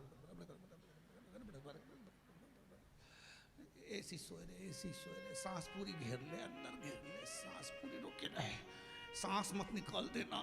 अब इनको लगा कि मंत्र पढ़ रही है अपन, तो गुरुजी तो बोले सांस मत निकाल देना, अंदर ही रखे, ऐसे ही पड़ी दी जाए। 21 बार उतारे गुरुजी, पड़ी दी जाए, कल्ला हो जा, एकदम कल्ला हो जा, दूल्हे की तरह, जैसे घोड़ी पे दूल्हा नहीं चढ़े, कल्ला थम, ऐसा हो जा, वो तो कल्ला। और गुरुजी ने उतारा, गुरुजी छोरा का कुछ होएगा, बिल्कुल अभी ठीक हो जाएगा, मैंने ये दूध में इसके प्राण को लेके आ गया हूँ, एक काम करो तुम जो लोग खड़े आए, तुम में से कोई भी एक जनी दूध पी लो, तुम पियोगे तुम मरी जाओगे ना, छोड़ा टिकी जाए तुम। सबसे पहले गुरुजी ने माँ को दिया, तुम पी लो। माँ बोली मैं कैसे पी लूं, कैसे पीऊं, अब ये चले भी जाएगा तो छोरा छोरी पोता पोती को तुम्हारा ही देखना है, इनकी भी तबीयत अच्छी नहीं रहे, अब इनकी तबीयत ठीक नहीं रहे तो इनके दवाई गोली कौन देगा, बहू कोई देखे।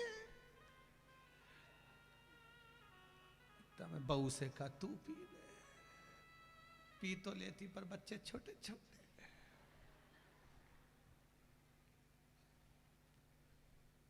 सारे गांव के लोग देख रहे थे कि गुरुजी हमको देखेगा, इतने में गांव के लोग तो पीछे के पीछे सटक लिया कि दादा ये दूध अपने पिला दे, कहीं ठिकाना, तो सब सटक लिया एक एक करके, पूरा गांव का लोग सब। इतने में छोटा सा बच्चा बोला गुरुजी तुम पी लो, जैसे ही बोला तुम पी लो, इतना में तो डोकरी रोती रोती बोली गुरुजी तुम ना, तुम्हारा तो जन्म ही परमार्थ के लिए हुआ, गुरुजी तुम तो परमार्थ के लिए पैदा हुए हो, गुरु नहीं करेगा तो कौन करेगा, गुरु तो दयालु होता है, दातार होता है, तुम धर्म कर कर चले जाओगे गुरुजी, एक मार्बल की मैं तुम्हारी समाधि बनवा दूंगी, ऐसी जोरदार समाधि बनवाऊंगी मैं, देसी घी का दिया 12 महीना जलवाऊंगी गुरुजी, तुम्हारा इतना बड़ा फोटो लगवाऊंगी, इतना परमार्थ करके गुरुजी गए। गुरुजी दूध लिए, डकार गए। अब सब घर का लोग देख रहे हैं, मरेगा अभी तो थोड़ी देर, अभी मरेगा। इतना में तो गुरुजी ऊपर हाथ फेर के बोले, उठ जा छोरा, उठे। और जो छोरा उठा उसने कहा गुरुजी तुम बिल्कुल सही बोले। इतने में माँ बोली, कई सही बोले, आधा किलो दूध पी गया गुरुजी। अब क्या सही बोले, सही बोले, क्या हुआ? गुरुजी सही बोले कि सब संसार झूठा है, सब संसार।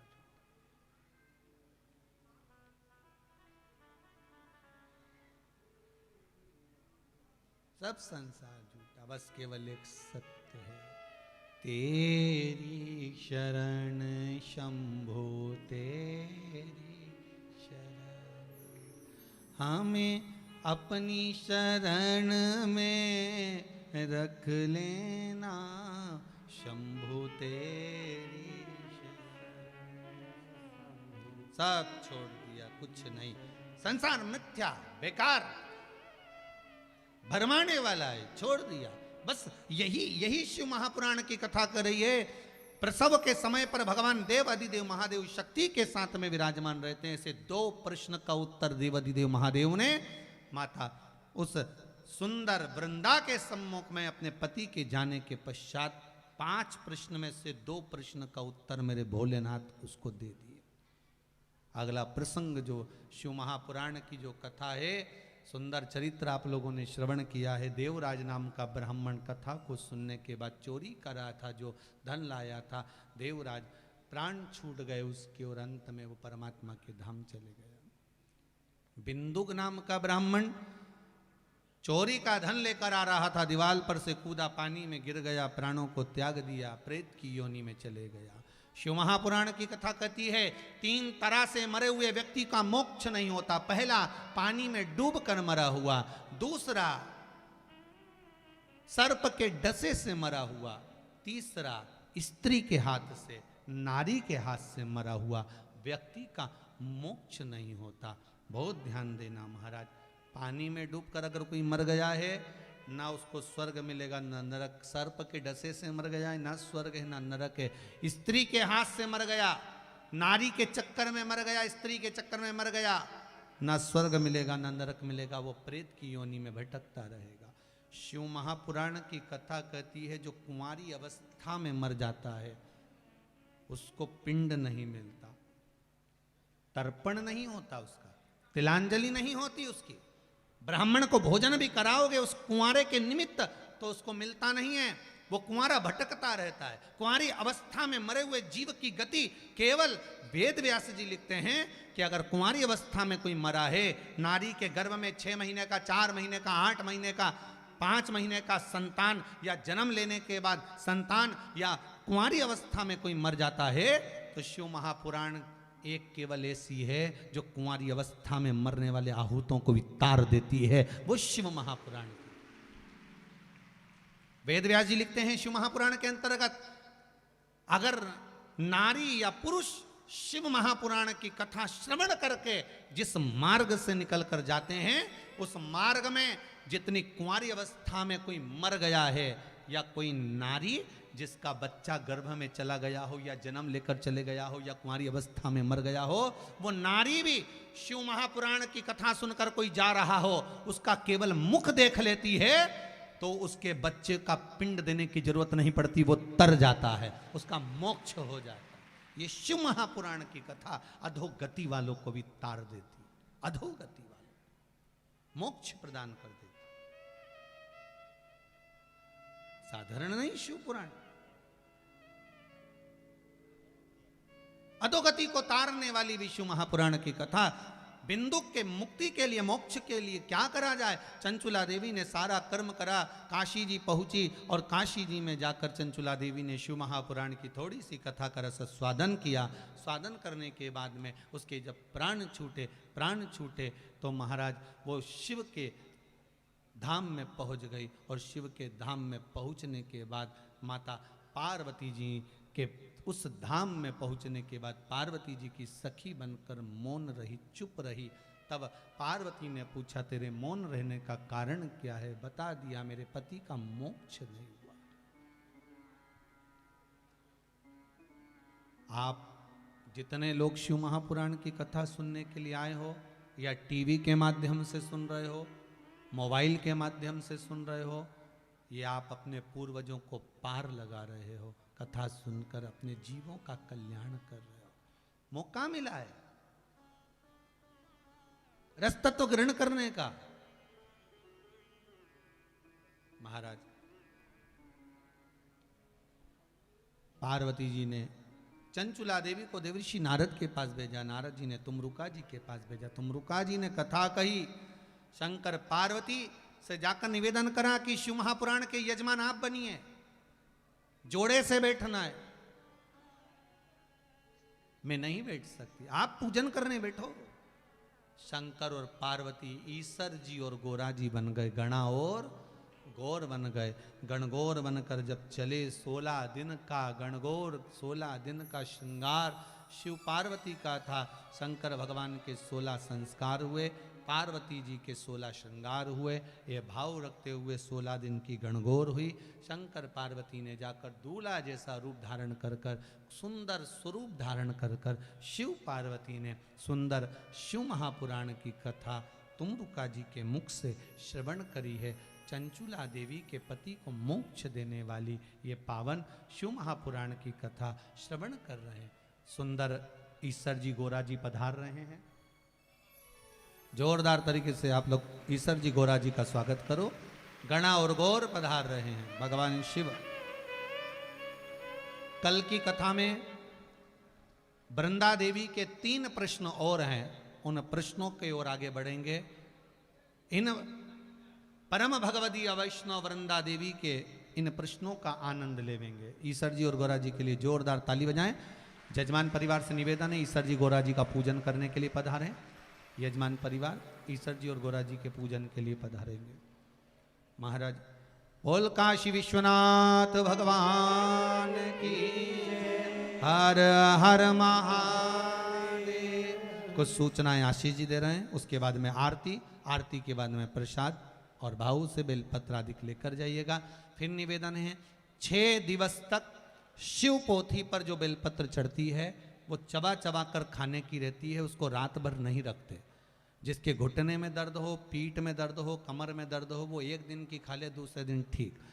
6 दिन तक जो बेलपत्र बटना है वो रोग मुक्ति के लिए है। 7वें दिन जो बेलपत्र मिलती है वो कुबेर का भंडार भरने वाली होती है। पर बेलपत्र का एक नियम है, रात्रि भर बेलपत्र को ना रखिएगा। अगर आप लेकर भी जाते हैं अपने परिवार वालों के लिए तो रात होने से पहले उसको खिला देना चाहिए। शिव महापुराण की 6 दिन की बेलपत्र रोग मुक्ति की, 7वें दिन कुबेर भंडार की रहेगी। यजमान पूजन करेंगे, ईश्वर जी और गोरा जी का ब्राह्मण पूजन करेंगे। श्री शिवाय नमस्तुभ्यम। सभी भक्तों को हर हर महादेव, सादर जय श्री कृष्णा। और सुंदर कथा हम सभी पूज्य गुरुदेव के सानिध्य में श्रवण कर रहे हैं। कथा का प्रथम दिवस हम सभी ने श्रवण करा। व्यासपीठ को नमन करते हुए हम सबके प्रिय, हम सबके लाडले ठाकुर कल्लू जी महाराज के चरणों में नमन करते हुए परम सद्य, परम आदरणीय, विश्व विख्यात पूज्य गुरुदेव के पावन चरणों को नमन करते हुए और आप सभी से भक्तों के चरणों में नमन करते हुए सुंदर प्रथम दिवस की कथा श्रवण करी। इसी क्रम में जिन दानदाताओं ने, जिन भमासाओं ने मंदिर, गौशाला, वृद्धाश्रम, अन्य क्षेत्र में अपनी सहयोग राशि प्रदान करी, उन सभी पवनसारी पुण्यसारी दानदाताओं के नाम प्रेमराज जी राठी महाराष्ट्र से सुंदर 511 रुपये की सहयोग राशि आपने बाबा कुबेरेश्वर धाम हेतु समर्पित की। राजेश कुमार जी झा वेस्ट बंगाल से 501 रुपये, राधा जी साहू सिवनी मध्य प्रदेश से 1101 रुपये, गुप्तदान 501 रुपये, कविता जी वर्मा की तरफ से सुंदर 5100 रुपये की सहयोग राशि आपने बाबा कुबेरेश्वर धाम हेतु समर्पित की। बहुत बहुत बधाई। संध्या विचार आपके शुद्ध सहयोग राशि समर्पित की। रामबती जी सक्सेना उत्तराखंड से सुंदर 501 रुपये, रंजीत कुमार जी की तरफ से 2101 रुपये, आनंद कुमार जी रजाबाद रतलाम मध्य प्रदेश से 1101 रुपये, मुक्ति त्रिपाठी नीरज जी पांडे बिलासपुर छत्तीसगढ़ से सुंदर 505 रुपए। अखिलेश कुमार जी दिल्ली से 1101 रुपए। वशिष्ठ परिवार ऋषिकेश उत्तराखंड से सुंदर 501 रुपए। मंजू प्रदीप जी शर्मा की तरफ से सुंदर 21,000 रुपए की सहयोग राशि देकर आजीवन भोजन भंडारे की सदस्यता ग्रहण करी। सुनहरे अक्षरों में अपना नामांकित कराया, बहुत बहुत बधाई। सुंदर विचार आपके। रंगनाथ जी कर्नाटक से सुंदर 1101 रुपए। नैनेश्वर जी महाराष्ट्र से सुंदर 501 रुपए। सुमन जी दुबे काशी बनारस उत्तर प्रदेश से सुंदर 2101 रुपए। सुभाष जी शर्मा गुजरात से सुंदर 521 रुपए की सहयोग राशि आपने समर्पित की। अजय जी भुजबा सतना मध्य प्रदेश से सुंदर 511 रुपए की सहयोग राशि समर्पित की। भवानी जी पटेल की तरफ से सुंदर 501 रुपए की सहयोग राशि आप 5001 रुपए की सहयोग राशि आपने बाबा कुबेरेश्वर धाम हेतु समर्पित की, बहुत बहुत बधाई। सुंदर विचार आपके। सुंदर सहयोग राशि समर्पित की। रवि रंजन कुमार जी झारखंड से सुंदर 501 रुपए। राजेंद्र छगन जी महाराष्ट्र से सुंदर 1001 रुपए। शकुंतला जी सैनी सीकर राजस्थान से सुंदर 551 रुपए। गुप्तदान सुंदर 501 रुपए। जगदीश प्रसाद जी शर्मा ग्वालियर मध्य प्रदेश से आपने सुंदर 1101 रुपए की सहयोग राशि समर्पित की। बबीता जी शर्मा मेरठ उत्तर प्रदेश से 501 रुपए। अंकित जी राय की तरफ से सुंदर 501 रुपए। छाया जी चौक से इंदौर मध्य प्रदेश से सुंदर 2001 रुपए की सहयोग राशि आपने समर्पित की। सुषमा जी लखनऊ उत्तर प्रदेश से सुंदर 501 रुपए। राजेंद्र कुमार जी जोशी भीलवाड़ा राजस्थान से 551 रुपए। उत्कर्ष जी पांडे की तरफ से सुंदर दिल्ली से 501 रुपए। अंकिता जी शर्मा महाराष्ट्र से सुंदर 601 रुपए। धर्मेंद्र जी निहोरे की तरफ से 501 रुपए। गुप्तदान 1101 रुपए। घनश्याम जी इंद्रावती जी शुक्ला की तरफ से 1101 रुपए। सुरेश कुमार जी छत्तीसगढ़ से सुंदर 501 रुपए। गुप्तदान 1001 रुपए। उर्मिला जयप्रकाश जी की तरफ से सुंदर 501 रुपए की सहयोग राशि समर्पित की। राजमोहन परिवार की तरफ से सुंदर 501 रुपए। सपना विनोद जी चंद्रीवाल इंदौर मध्य प्रदेश से सुंदर 501 रुपए। मंजू जी पाल की तरफ से 501 रुपए। गुप्तदान में 501 रुपए। प्रीति जी दुबे की तरफ से सुंदर 501 रुपए। दीपा जी कथुरिया फरीदाबाद हरियाणा से सुंदर 501 रुपए। राम जीवन जी पांडे लखनऊ उत्तर प्रदेश से 501 रुपए की सहयोग राशि समर्पित की। योगेश ज्योति जी वर्मा इंदौर मध्य प्रदेश से 1001 रुपए। महाजन परिवार हरियाणा से सुंदर 501 रुपए। सुनीता चंद्र जी मिश्रा लखनऊ उत्तर प्रदेश से 501 रुपए। गीता देवी की तरफ से 505 रुपए। कुणाल गोरख की तरफ से सुंदर 501 रुपए। निशा संतोष जी दिवंगन की तरफ से सुंदर 501 रुपए। कमलेश कुमारी जी उत्तर प्रदेश से सुंदर 501 रुपए। लीला हरिशंकर जी राजपूत की तरफ से सुंदर 3001 रुपए। पुष्पक कमल किशोर जी गुप्ता महाराष्ट्र से सुंदर 501 रुपए। गुप्तदान 501 रुपए। रविंद्र प्रताप सिंह जी गुजरात से सुंदर 1101 रुपए। मधुबाला जी अलीगढ़ उत्तर प्रदेश से 501 रुपए। दीपक जी शर्मा की तरफ से टीकमगढ़ मध्य प्रदेश से 501 रुपए। गुप्तदान 501 रुपए। नेहा आकाश जी चौकी मुंबई से सुंदर 1001 रुपए। प्रशांत जी साहू 501 रुपए। गोवर्धन लाल जी सोनी की तरफ से सुंदर 511 रुपए। अर्षित जी की तरफ से 1101 रुपए। राधा जी चौधरी की तरफ से सुंदर 505 रुपए। मोहन जी चौधरी की तरफ से 501 रुपए। सोरम भाई जी की तरफ से 501 रुपए। सुधा जी चौहान दिल्ली से 501 रुपए। राम बहौरी दहिया रीवा मध्य प्रदेश से सुंदर 521 रुपए की सहयोग राशि समर्पित की। चिराग हुकम सिंह जी की तरफ से सुंदर 501 रुपए की सहयोग राशि आपने समर्पित की। कुमेश्वर जी साहू की तरफ से छत्तीसगढ़ से सुंदर 501 रुपए की सहयोग राशि आपने समर्पित की। सभी दानदाताओं को मैं हृदय की अनंत गहराई से नमन करता हूं, दंडवत करता हूं, प्रणाम करता हूं। सुंदर सहयोग राशि आपने समर्पित की। जो भक्त अपनी सहयोग राशि मंदिर, गौशाला, वृद्ध आश्रम, अन्य क्षेत्र में समर्पित करना चाहते हैं वे टीवी स्क्रीन पर जो अकाउंट नंबर चल रहा है उसमें समर्पित कर सकते हैं। जो भक्त खरगोन में अपनी सहयोग राशि जमा करना चाहते हैं वे पीछे की ओर श्री विठले सेवा समिति का जो कार्यालय बना हुआ है उस कार्यालय में अपनी सहयोग राशि जमा कर सकते हैं। आइए आरती का समय हो चुका है। सुंदर आरती का आनंद हम सभी लेंगे। जय जय श्री राधे, हर हर महादेव, श्री शिवाय नमस्तोभ्यम। सभी लोग आरती में खड़े होंगे।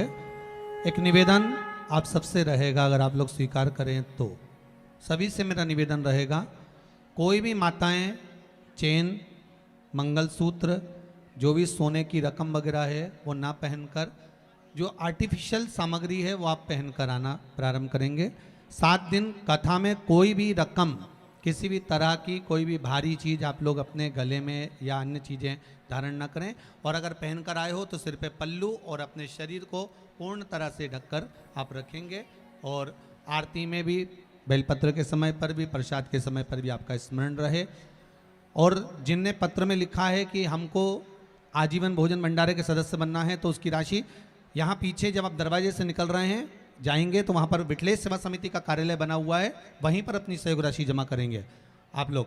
और ध्यान दें, अपने चेन, अंगूठी, मोबाइल पर्स का आपको ध्यान रखना है। इसमें पाठक परिवार की ओर से भी निवेदन है और आप लोगों से करबद्ध निवेदन है, पहन कर आओ। आर्टिफिशियल बहुत सामान है, 7 दिन के लिए वो पहन कर आइए। हर हर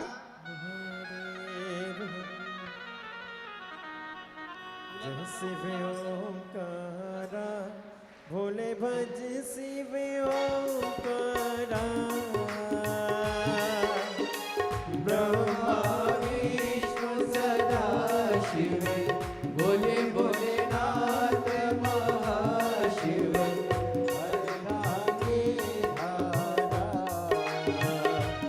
ओम हरे हरे हरे महादेव। एकानन चतुरानन पंचानन राजे ओ भोले पंचानन राजे। हंसासन गरुड़ासन हंसासन गरुड़ासन। वृषवाहन साजे ओम हरे हरे हरे महादेव। तो भुज चार चतुर भुज 10 बुत सोहे ओ भोले 10 भुज अति सोहे। तीनों रूप निरखता भोले जी का रूप निरखता।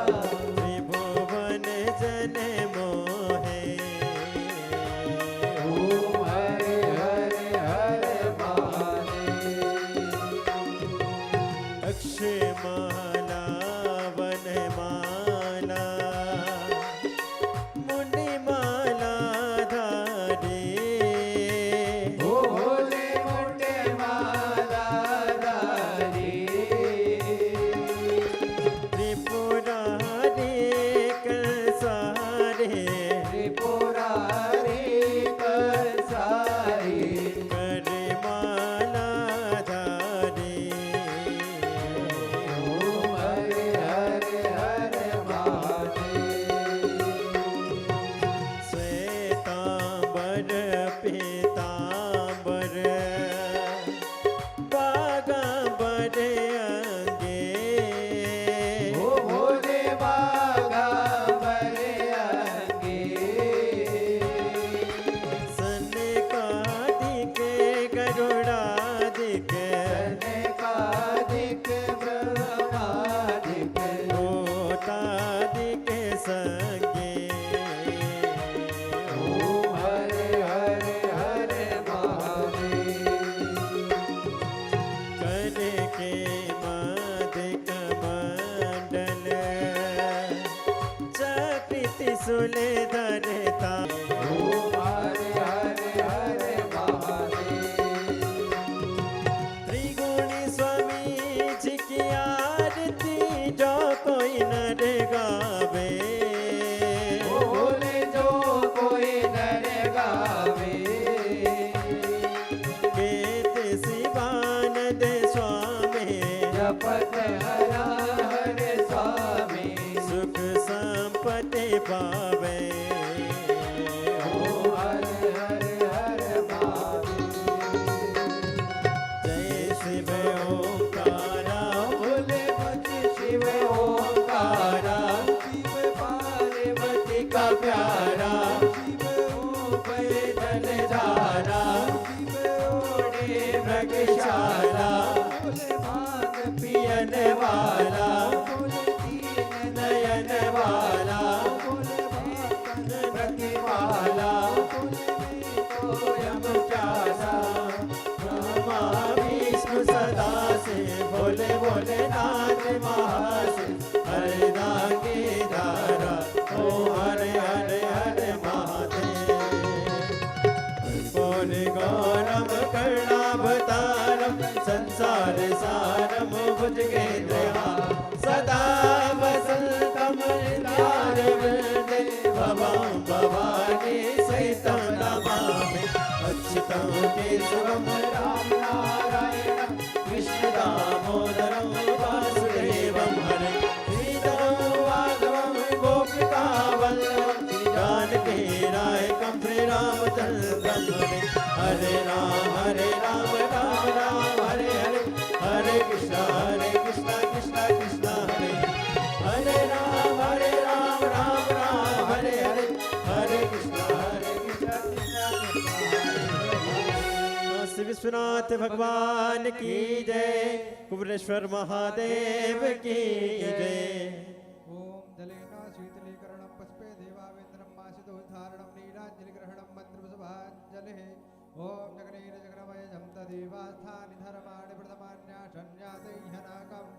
महिमानः सचन्द्रयनपूर्वे साध्याः सन्ति देवाः ॐ एकदन्ताय विद्महे वक्रतुण्डाय धीमहि तन्नो दन्ते प्रचोदयात् ॐ कात्यायन्यै च विद्महे कन्याकुमार्यै च धीमहि तन्नो देवी प्रचोदयात् ॐ नारायणाय विद्महे वासुदेवाय धीमहि तन्नो विष्णुः प्रचोदयात् ॐ तत्पुरुषाय विद्महे महादेवाय धीमहि तन्नो रुद्रः प्रचोदयात् ॐ नानासुगन्धपुष्पाणि यथा कालोद्भवानि च पुष्पाञ्जलिर्मया दत्ता गृहाण परमेश्वर ॐ साङ्गाय सपरिवाराय सायुधाय सचतिकाय सवायनाय भगवते श्रीशाम्ब सदाशिवाय नमः चरणारविन्देषु मन्त्रपुष्पाञ्जलिं समर्पयामि।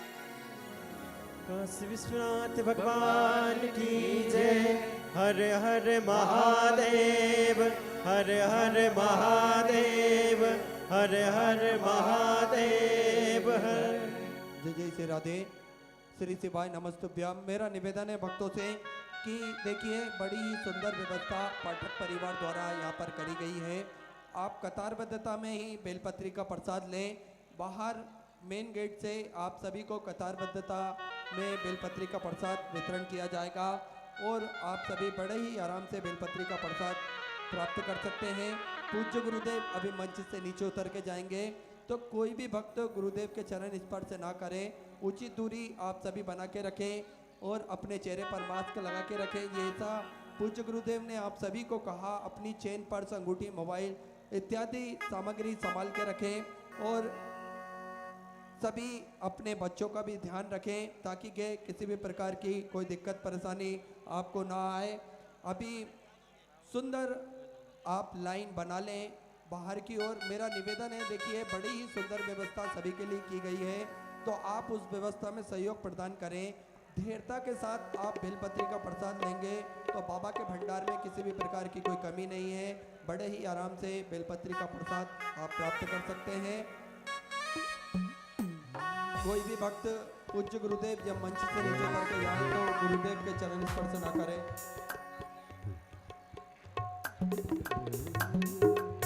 आज मेरे भोले का सारा जगत दीवाना है।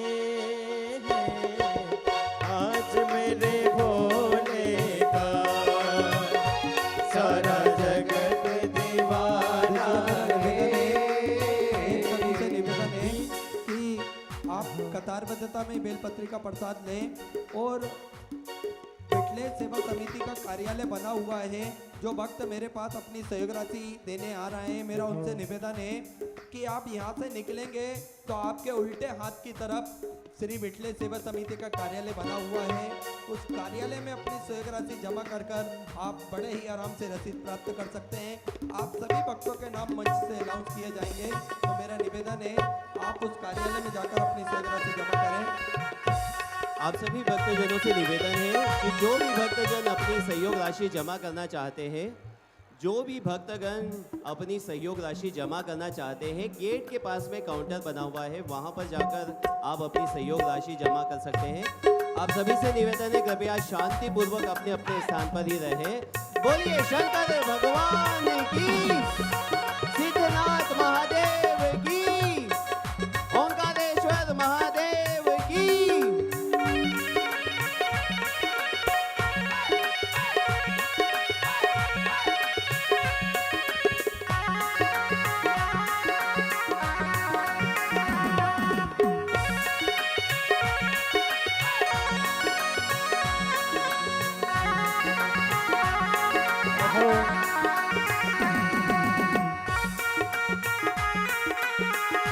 आज मेरे भोले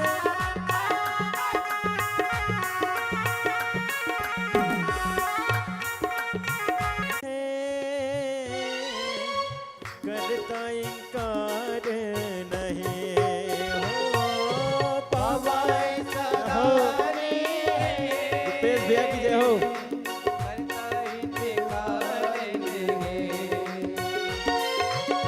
बाबा सदानी भैया यहाँ से बेलपत्री ना बांटे।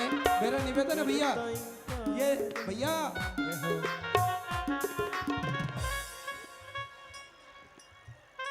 भैया यहाँ से बिलपत्री ना बटे। देखिए ये लाइट के खंभों से आप दूर रहें। भैया पकड़ लें, लाइट के खंभे पकड़ लें। देखिए मेरा निवेदन है, बेलपत्री का प्रसाद यहाँ से नहीं बांटा जाएगा।